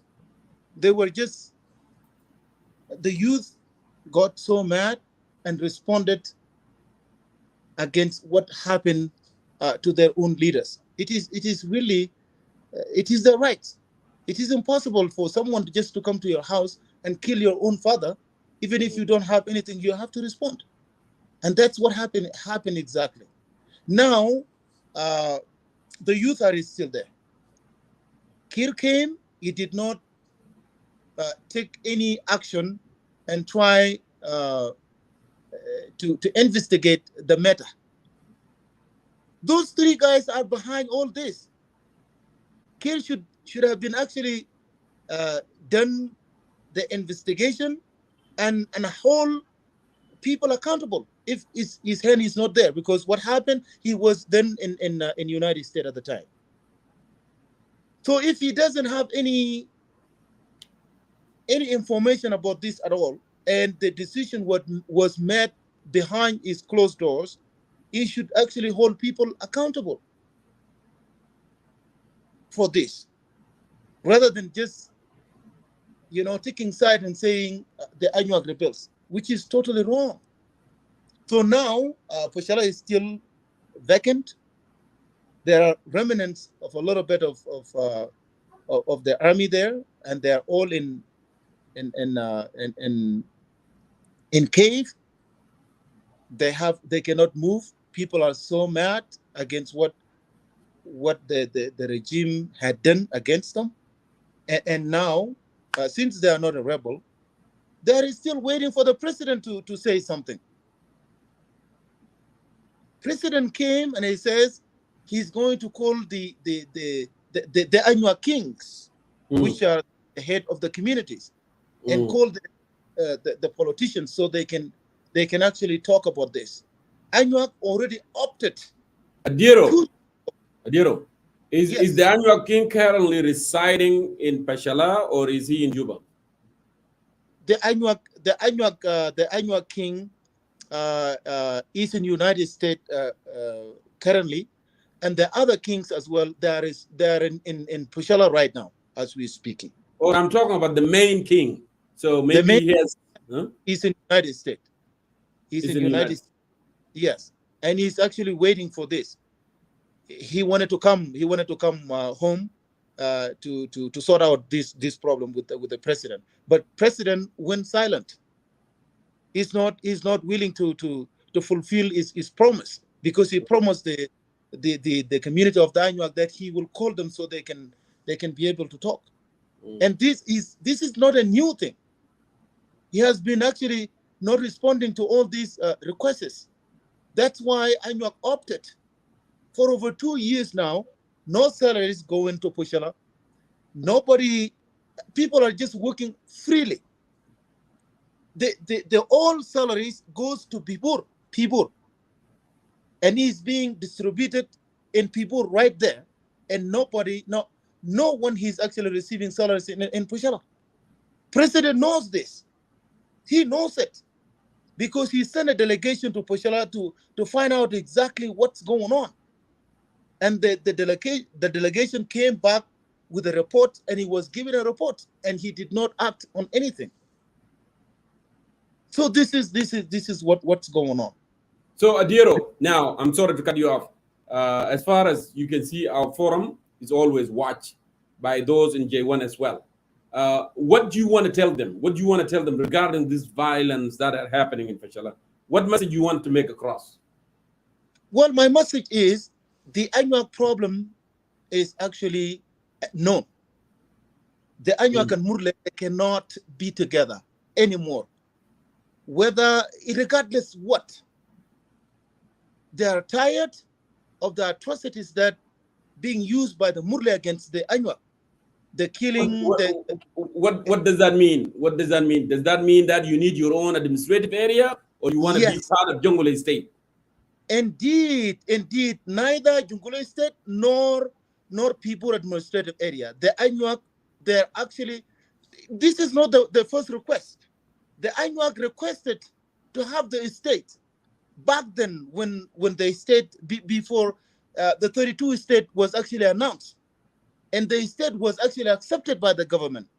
And all of a sudden, the monopolizers went and actually convinced the president. And instead of giving us administrative area, they divided the Anuak into two. They let the Anuak in Pochalla go with the Murle, and they let the Anuak in Akobo go with Nuer. This is that was done by the president himself. This is not a new thing that Anuak were actually requesting to have their own administrative area. That was done by the president at the time. And here is the Murle who were actually crying that they were being marginalized in Jungule State. Here is our marginalizing the other three tribes. They are not giving them nothing. And they're having all the salaries right now in Pibor for over 2 years, and president is not asking for what's going on. So Anuak, regardless what, they opted to be by themselves. They don't want to be with the Murle. based on what But Adiro, I'm sorry, Malish. You know, discussion is good. We want to discuss, you know, because this is all, it's concern all of us. If every community opted their own administrative area, do you see that's going to be healthy? Are we going to have a country that more diverse? We need to share together, rather than, you know, having justice, equality, advocating for justice, equality for all South Sudanese. If the ideas of having a administrative area is really, do you see it as a solution for all our problem in the Republic of South Sudan? Well, my answer to that is this, Jong. Why did South Sudan opted to become an independent country from Sudan? What was the reason? Because we were marginalized. We want to live in peace. We want justice and liberty and prosperity for everybody. That's what we want. That's we want to be free. That's what happening exactly. That's what happening to us, between us and Murle. So anything that we asked for it, we fought for it, is absent. Is absent. So let me just give you just the latest thing. Just this month alone, the Murle went and crossed the border, went to the refugee camp in Dima.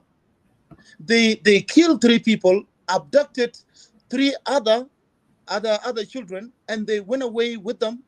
They went and get caught by the army in Buma. And all of a sudden, the chief administrator, Lakolia Mayor, made a phone call, and he says, don't arrest these people. Just release them. It doesn't matter how many Anuak were brought by the Murle, just let them go. And those kids were actually released by the abductors, with the abductors together, and they took the children. How can you live with people like this? I got your message. Thank you. Thank you, my brother. But my last question.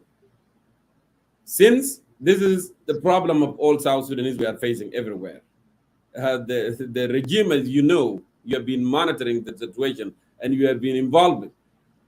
They survive when there is division among people of South Sudan. Then can we, all the people of South Sudan, as my brother Omot Ojok put it clearly, can we all collectively drive this enemy from J1, as Dr. John Garang has put it? When they become a burden, when the regime become a burden, the government become a burden to the citizen, can we drive them to the sea together collectively? What I meant here, and instead of advocating for your own small area, because what causes insecurity and injustice in the country is the autocratic regime in Juba, led by Salva Kiir Mayar. Then can we as a citizen can have that an obligation and moral courage together and fight this regime, and then bring justice that nobody will worry. If Anyuak live in Akobo, and then he shouldn't be worried about coming to Pochalla, or someone coming to Pochalla worried about moving, to Nasser and so forth. We can mingle and live everywhere as the people of South Sudan, with collective responsibility. Can we do that? Do you think that will be a decent thing that to call for, or not? Well, thank you so much, Brother Jankor. I think the answer is absolutely yes for every citizen of South Sudan, of South Sudanese. Not only just people in outside of South Sudan, even people in J1. People in J1 are tired of the regime, the suffering that our people are suffering with, whether in Juba, in Malakal, in everywhere. No one wants this regime. They themselves, who are actually living within Juba, even within J1, they wanted this regime to be changed.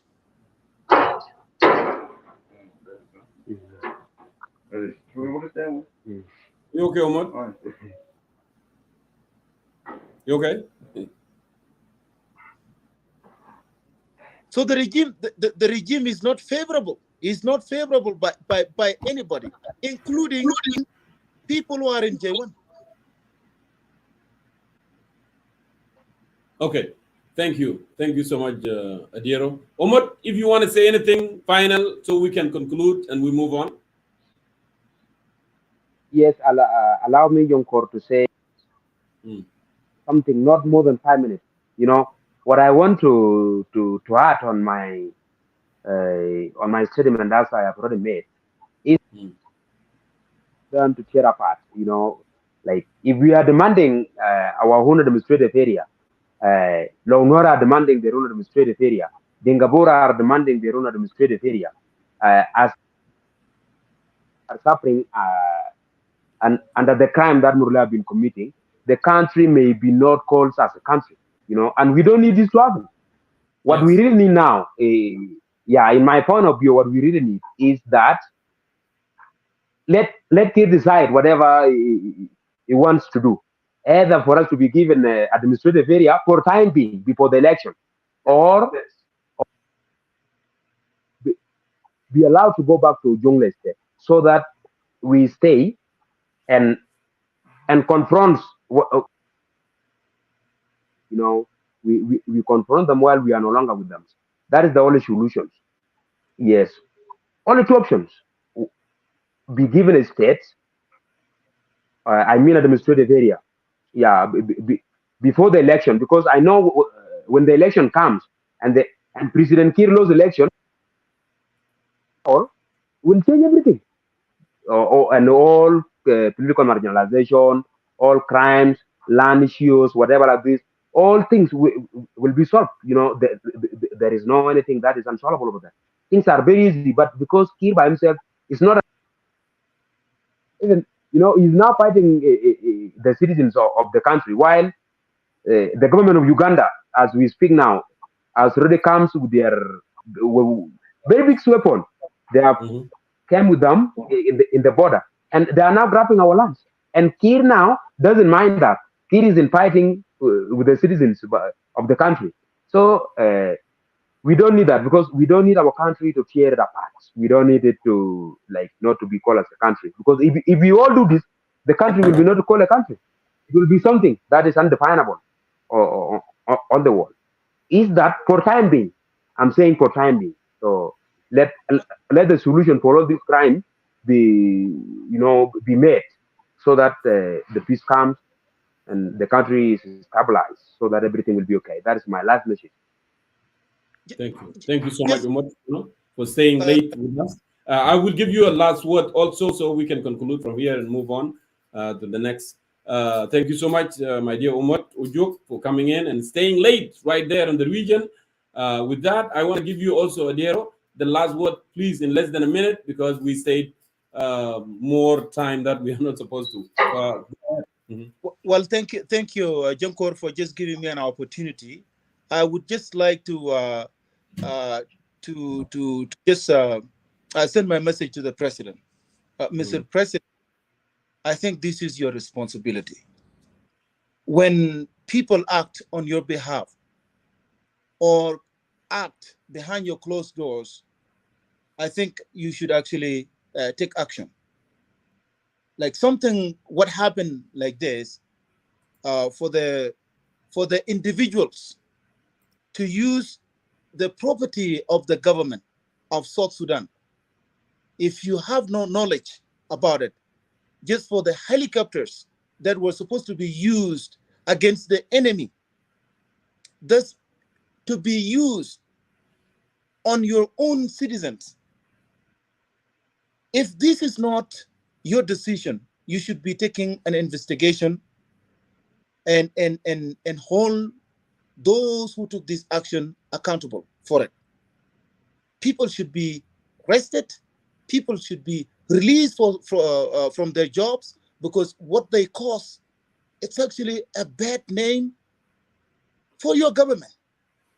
And that should be done, because the way Stephen Marshall and Lokolia May and Joshua Kony, they acted not because they are in uniform of the government of South Sudan, but they acted as an individual that have a personal problem with other tribes. So that it shouldn't be actually used. That's my message for them. And second thing, just to correct what young brother Umot says, my nephew, basically.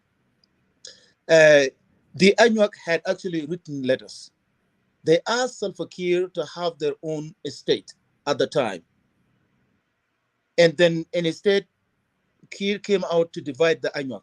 Anuak now are suffering in the hand of these other tribes. They are suffering. The Anuak of Akobo are suffering in the hand of Nuer and Nuer Law. There is no Anuak people who are living in Akobo right now. And you know Akobo, this is the Anuak land. It's not a Nuer land. That problem remains unsolved. And here is the Anuak also are suffering in the hand of Murle. And Murle are used by the government of South Sudan. And that also remains unsolved. So president should actually call the kings, the Anuak leaders, the leadership as all. Call them and talk to them. They written letters, and they ask the president so they can be by themselves. They should be given administrative area, or they have to have a special status under the president himself until the election is taking place. Right now, Anuak, they cannot live together with Murle. Those people, they will finish themselves. Else, this is the wish of the president for its people to finish themselves. They can live as it is. But right now, Anuak are not asking the government of anything. They even forget about the money. The money is going to the Murle and people, but yet Kir is not asking, and this is so wrong. So president should act so that before this crisis went out of the end. So that's my last message, and thank you so much, brother Jankor, for giving me this opportunity, and I hope the message is crossed to the government of South Sudan. Thank you. Thank you so much, Adiro Omot, for your perspective, contribution. We take into account here, and I think your message has been heard across the board. Thank you. And with that, actually, I wanted to ask Dengdit if you wanted to add anything to the Facebook before I transition here to Clubhouse. Ustaz Dengdit, you wanted to make a last point here before I close Facebook, or we can transition to Clubhouse from here? Brother Jonko, yes, I have my final message, but before that, we have one of our brothers here on Clubhouse who would like to say something. He wrote comments down, I was hoping that I will give him an opportunity in Clubhouse, but I don't know. Obang up now. He can speak. Obang, welcome, and you can speak. Okay. Hey, Junko and the rest, I would like to say thank you for your invitation. And I just get in late, and so I don't want to waste a lot of time, but I will talk another time when time is available. But I would say a little bit of what is going on in Pochalla, just a little bit, so that I don't have to waste your time. You have been in the show for a very long time. So I would like to greet your audience who are watching in Clubhouse. So yeah, actually, the issue of Pochalla and between Murle and the Anuak, it has been actually going on for a very long time. And then the issue in that area of Greater Pibor administrative area, when it get out from Jungle, is because of marginalizations of the tribe there, Murle, and then the other minority tribe in Jungle. So then when it comes to that, David Yoyo rebuilt to get administrative area, and then they got it. And then after that, he forgot that the reason he fought for being marginalized. And then he did it to the other, forgetting that the reason that he was fought for. So the main problems of South Sudan in general is the weak leadership of South Sudan. within the government itself. President Salva Kiir, the South Sudanese who fought with the North to get independent, they fought for independence because of marginalization, politically and economically. And then after getting independent, we, the Anua community, thought that we fought to liberate ourselves, even though we know very well we have been marginalized in the general South Sudan. It may be other tribes too, even the majority tribe. Some of them are in the name of the president being certain tribe, but their marginalization is everywhere in South Sudan. Even some of the Dinka, even though the president is Dinka, it doesn't mean that all Dinkas are getting the fruit of the liberation. So the leadership in Juba are the main problem of South Sudan. The common ethnic cleansing that is happening everywhere in South Sudan, tribe killing other tribe, tribe within the tribe are killing themselves. Anybody, even a person who is born today, will realize that what is going on in South Sudan is because of leadership. After the death of late John Garang, the vision of South Sudan is also lost. The vision of South Sudan is gone. And when you look back to states, it starts from 10, it goes to 48, it goes to 32, and then it comes back to that. And then in South Sudan, when you fight, you are given, you are respected when you kill people. And then we don't have that kind of culture. And we have to have that kind of culture for leadership. The first tribe in South Sudan that would have fight with the government of South Sudan would have been Daniel, because we have been marginalized.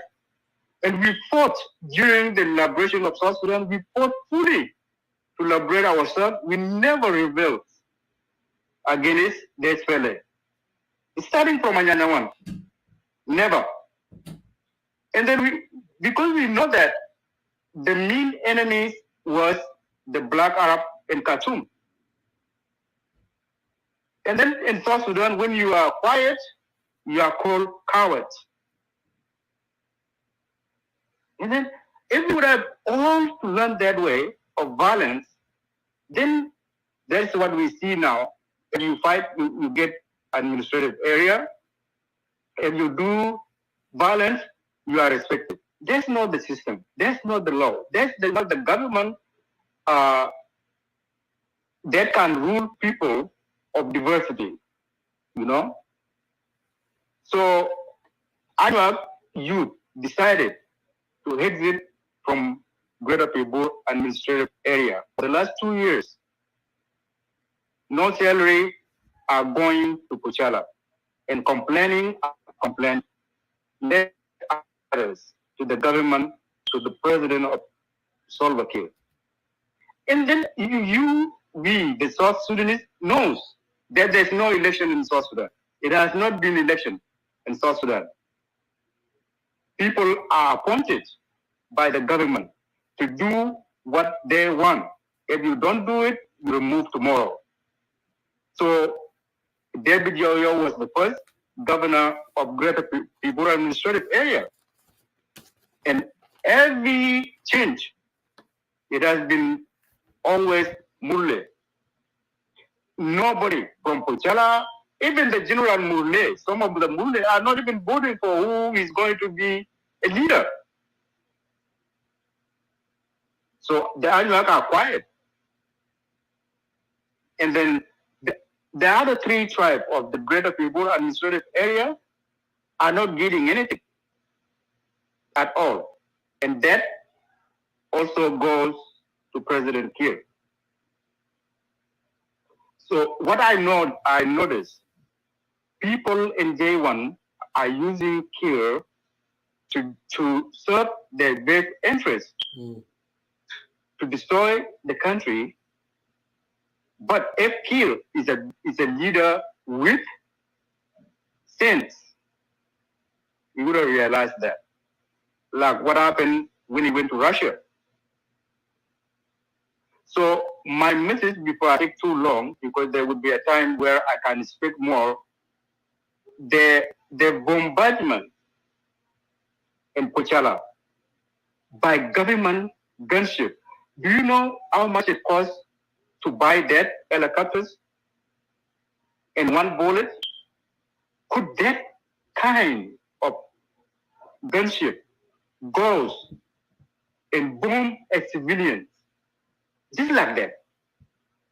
No matter what, where the President Kiir is, whether in African countries or in anywhere in the world, any order that left that helicopter to go and bomb, whether it would have been in Pochalla only or in any other part of South Sudan, those responsible who ordered that is responsibility of Salva Kiir to bring those to light in front of South Sudanese to know who were behind that. We don't want Salva Kiir to sleep on this. Otherwise, he's proving to the all South Sudanese. We are not talking about Anwar here. We are talking about general leadership of South Sudan. Salva Kiir had to bring those who order helicopters to go and bomb civilians, in which majority of those civilians now are crossing border to Ethiopia side. And some are not even reached there yet. They are scattered everywhere in the bushes. If Salva Kiir don't bring those people who order helicopter to go and gunship the civilians in Pochalla, that means there's no government in South Sudan, as any other South Sudanese have been saying on media day and night. There's no government. And that is responsibility of Salva Kiir with his close government official. There's no small tribe when it comes to violations of a national issue like that. Either it happened in other area of other bigger tribe in South Sudan. We never see it. There's war everywhere in South Sudan. Some generals have been killed in any other areas in South Sudan. One day, we, the South Sudanese, never heard gunship helicopters went and bomb civilians. Only in Pochalla. And that is going to be an history of South Sudan, which is really, really bad. Overall, leadership is not there in Juba. Majority of people who are there, they're just eating their money and then forget anything. Even the army in Pochalla, they are collecting fireworks because they don't get salary too. As we speak, those people in the army in Pochalla, those who are there, some of them are they refuse of what Achille Ayad did to kill General Joseph Okon. It doesn't seem to be like, why we fighting civilians with all those heavy guns? They distance themselves.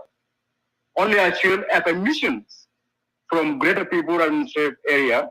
Either he has been paid millions of dollars to go and do that dirty thing in the name of South Sudan government.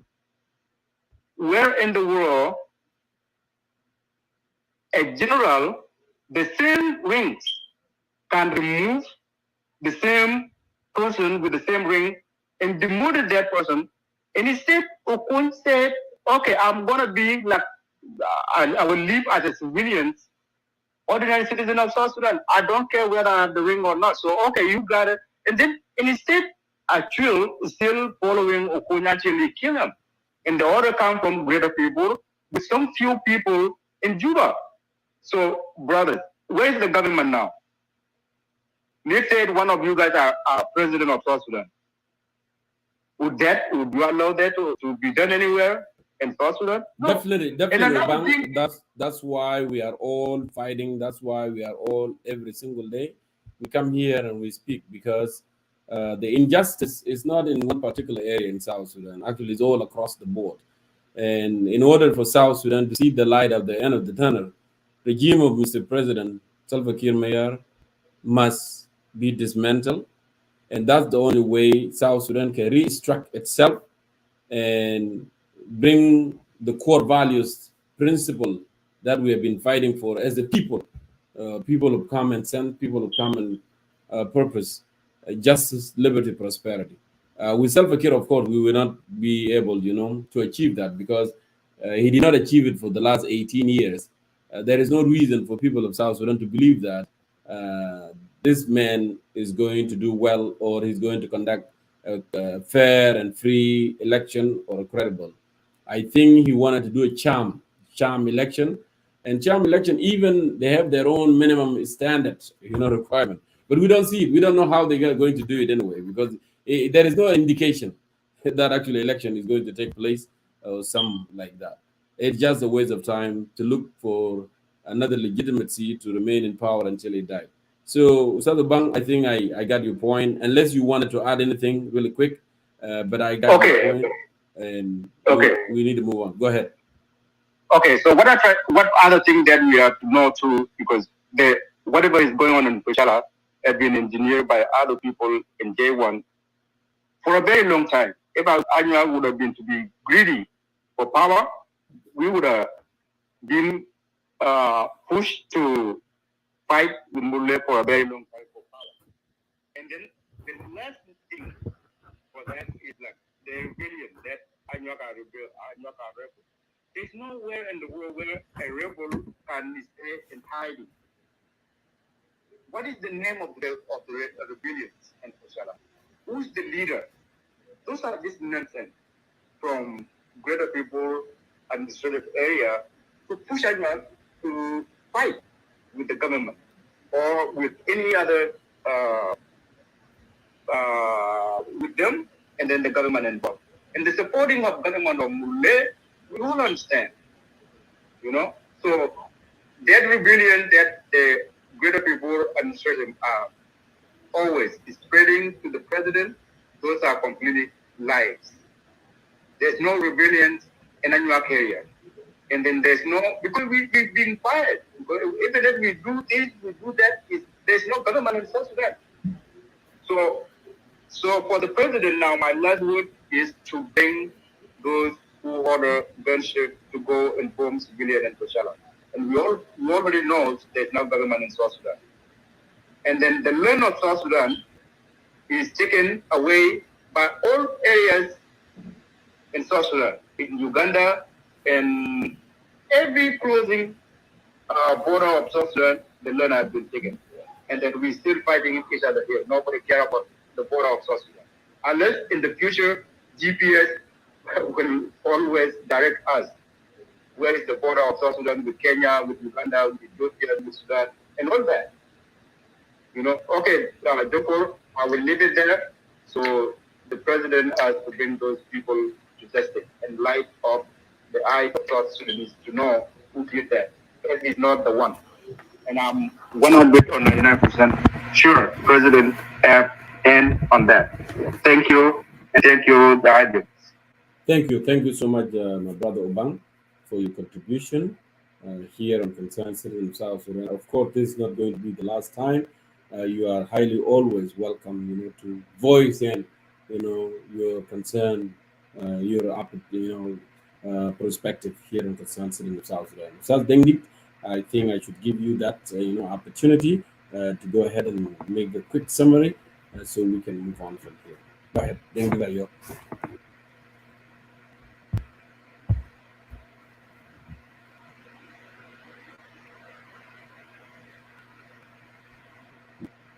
We cannot hear you, Dengit.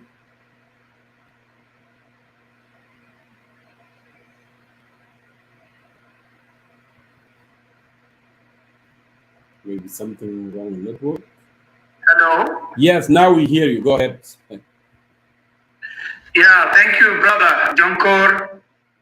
And I would like to thank all the brothers who came to the show, starting with Omot, Ojuak, Odiro Mott, plus Brother Obang, who came to give us a clear picture of what is happening in Pochalla County right now.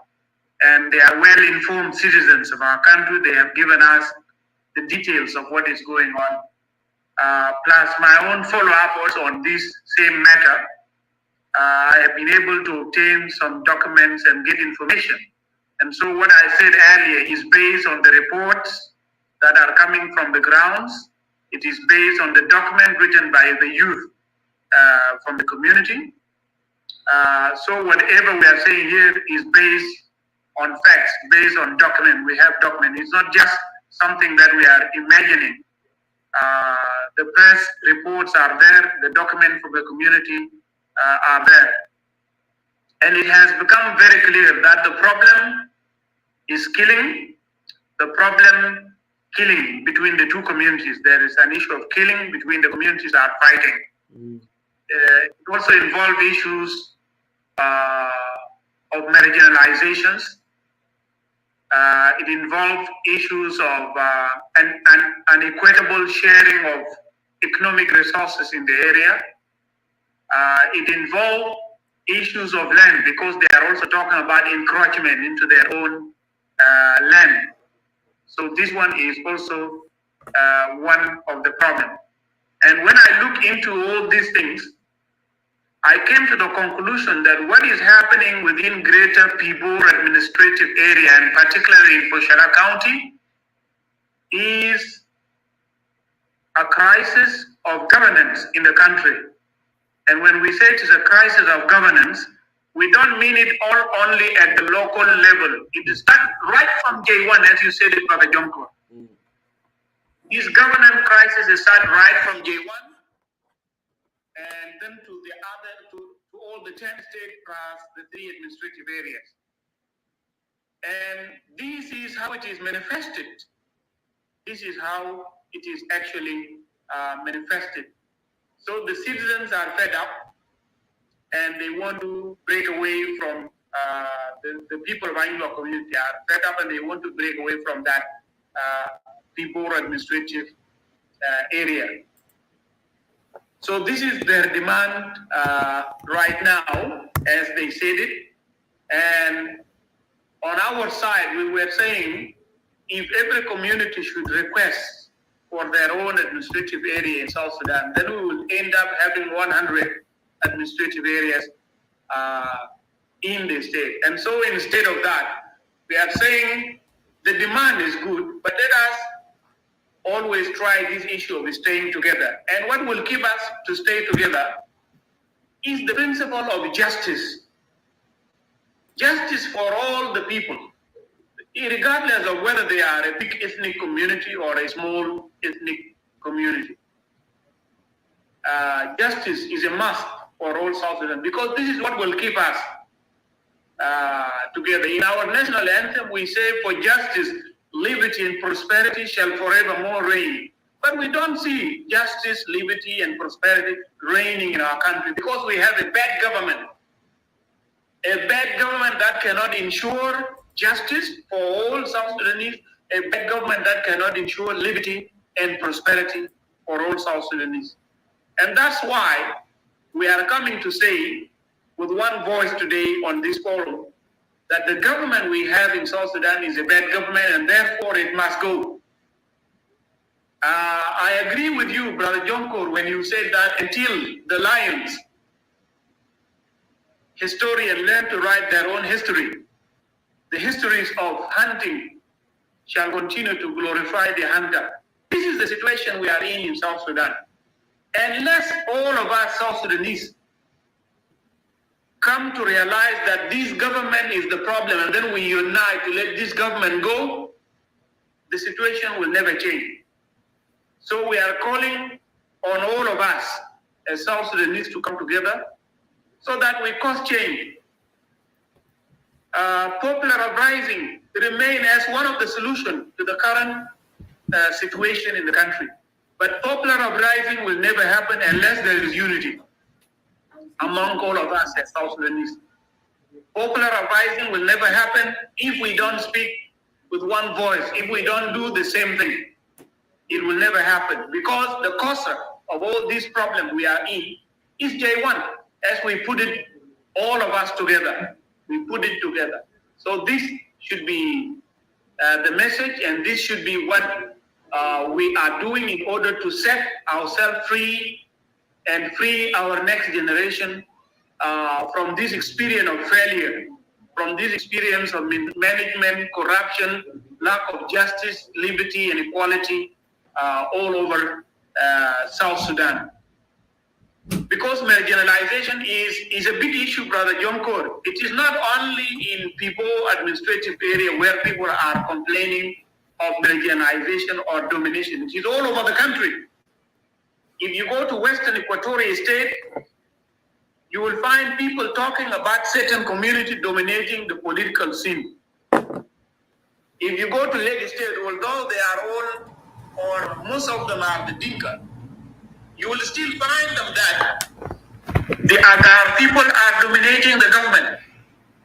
People are complaining there. If you go to other areas of the country, you'll find similar complaint that so and so are dominating the government and they are marginalizing the rest.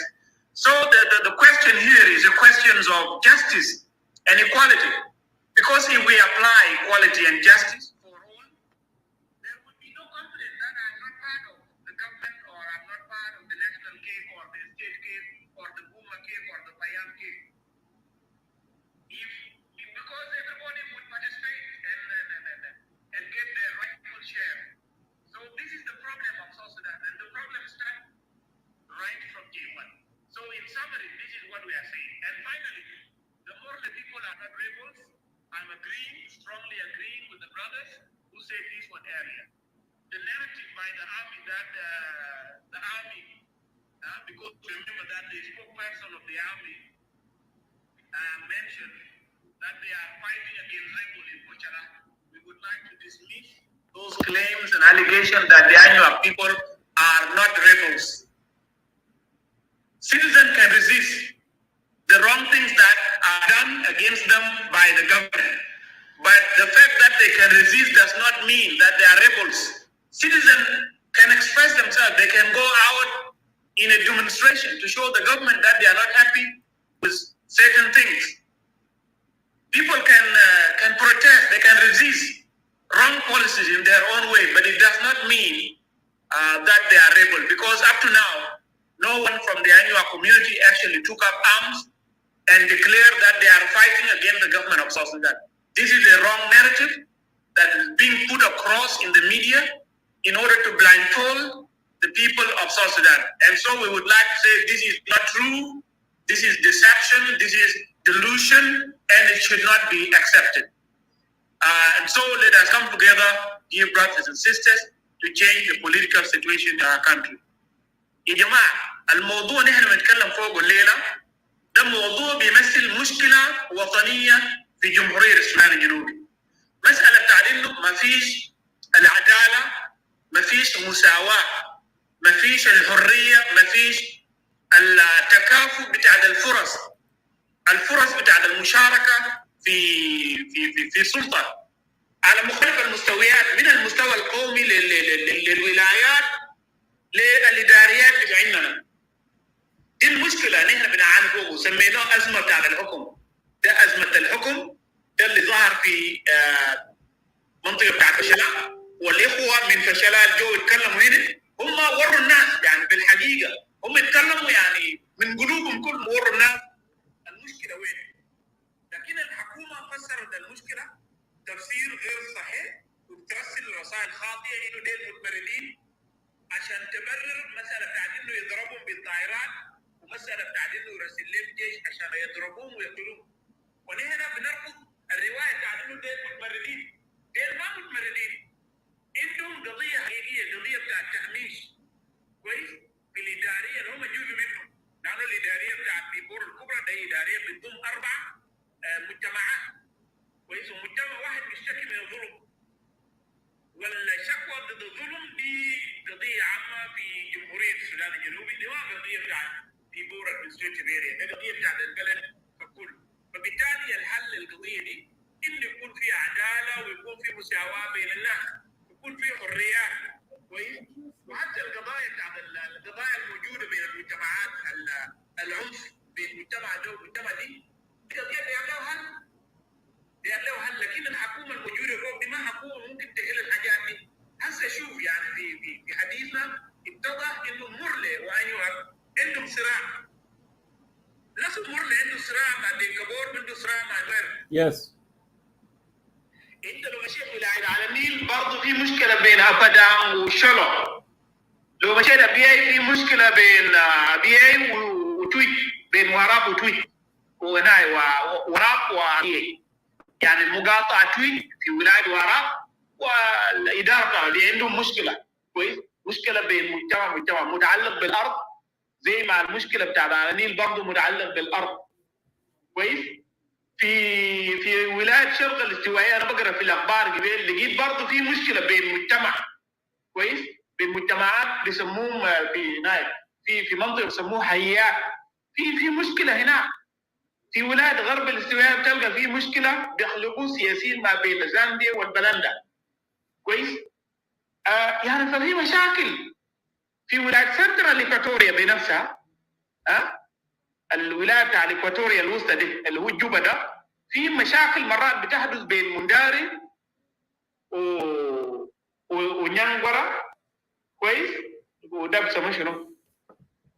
يا باري. وبرضه مع باري.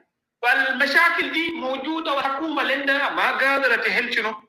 المشاكل ده. والعكس جونكور وضعه ان الحكومه دي بتجد المسره في انها المجتمعات دي تتقاتل وتتشاكل، عشان ما بظل يكون فاضي للحديث عن التنميه، ما بظل يكون فاضي للحديث عن الحكم الرشيد، ما بظل يتكلم ثاني عن الديمقراطيه.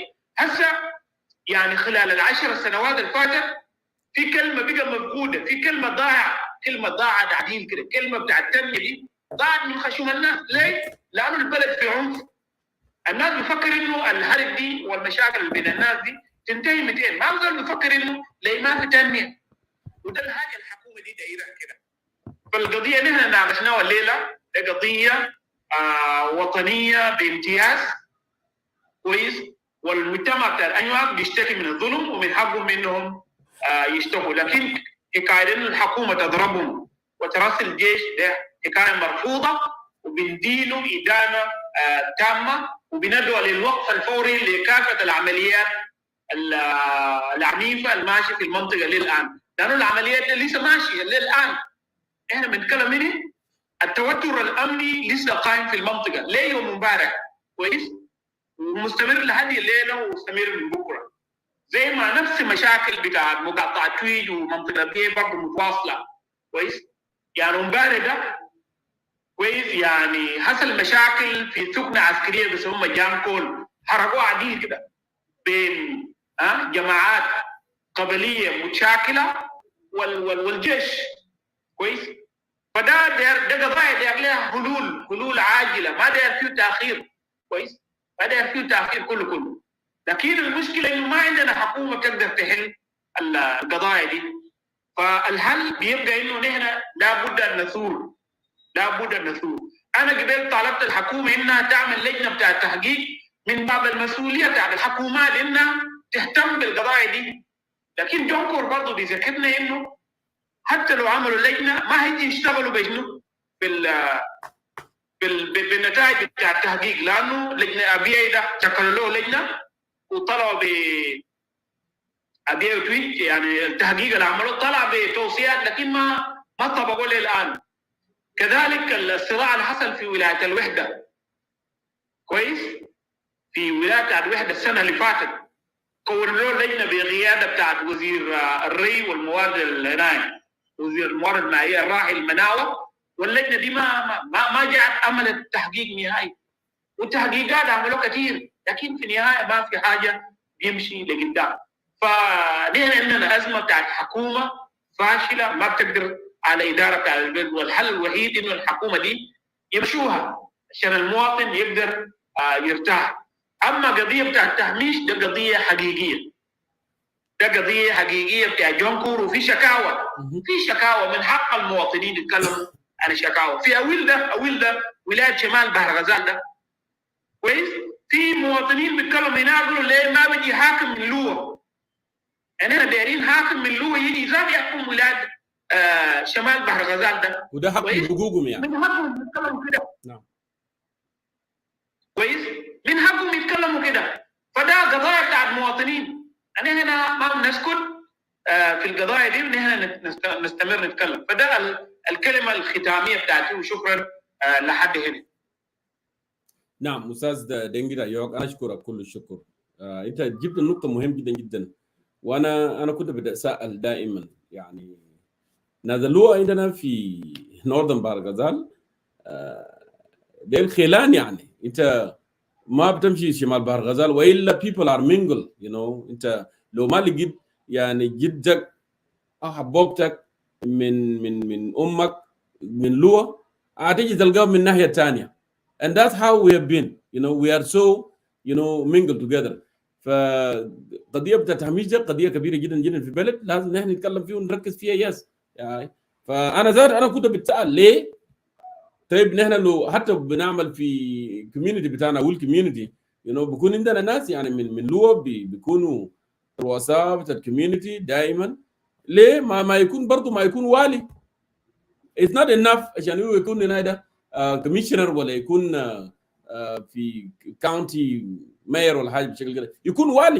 يكون والي عشان هو يحس ذاته، يكون عنده شعور قوي بانه ده منطقته. Regardless of size of the population, you know, everybody deserves. طالما ده by appointment, then it can be appointed, you know, it can be appointed. And until then لما نكون في election في مع بعض، لما نكون عندنا fair and free election, and then we can see from there how things can work. But then fair and free election in modern world right now is based on what you can offer. If you are a man of decency and you can offer something, people can vote you even though you are not elite. انت ما من منطقه ده وما من county بتاعهم وانت ذاك you don't speak the same language. لكن if they believe you, if they have that trust in you, they can bring you to the power because they believe you, they are going to do the job that they are hiring you for.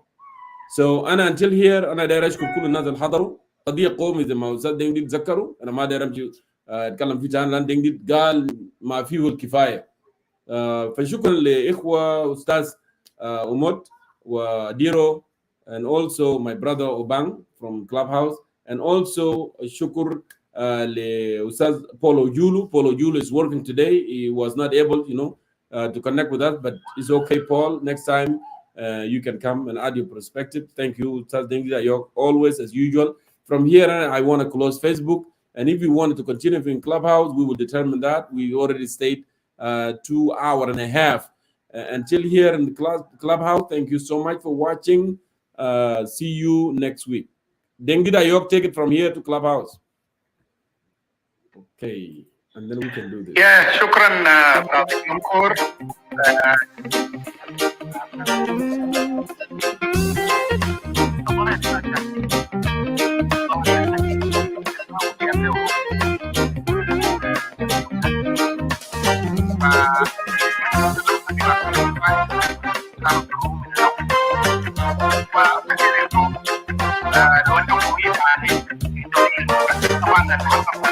Say it shorter, Africa.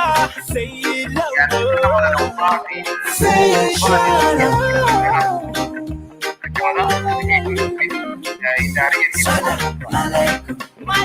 Salam alaikum. Salam alaikum. Salam alaikum. Salam alaikum. Salam alaikum. Salam alaikum. Salam.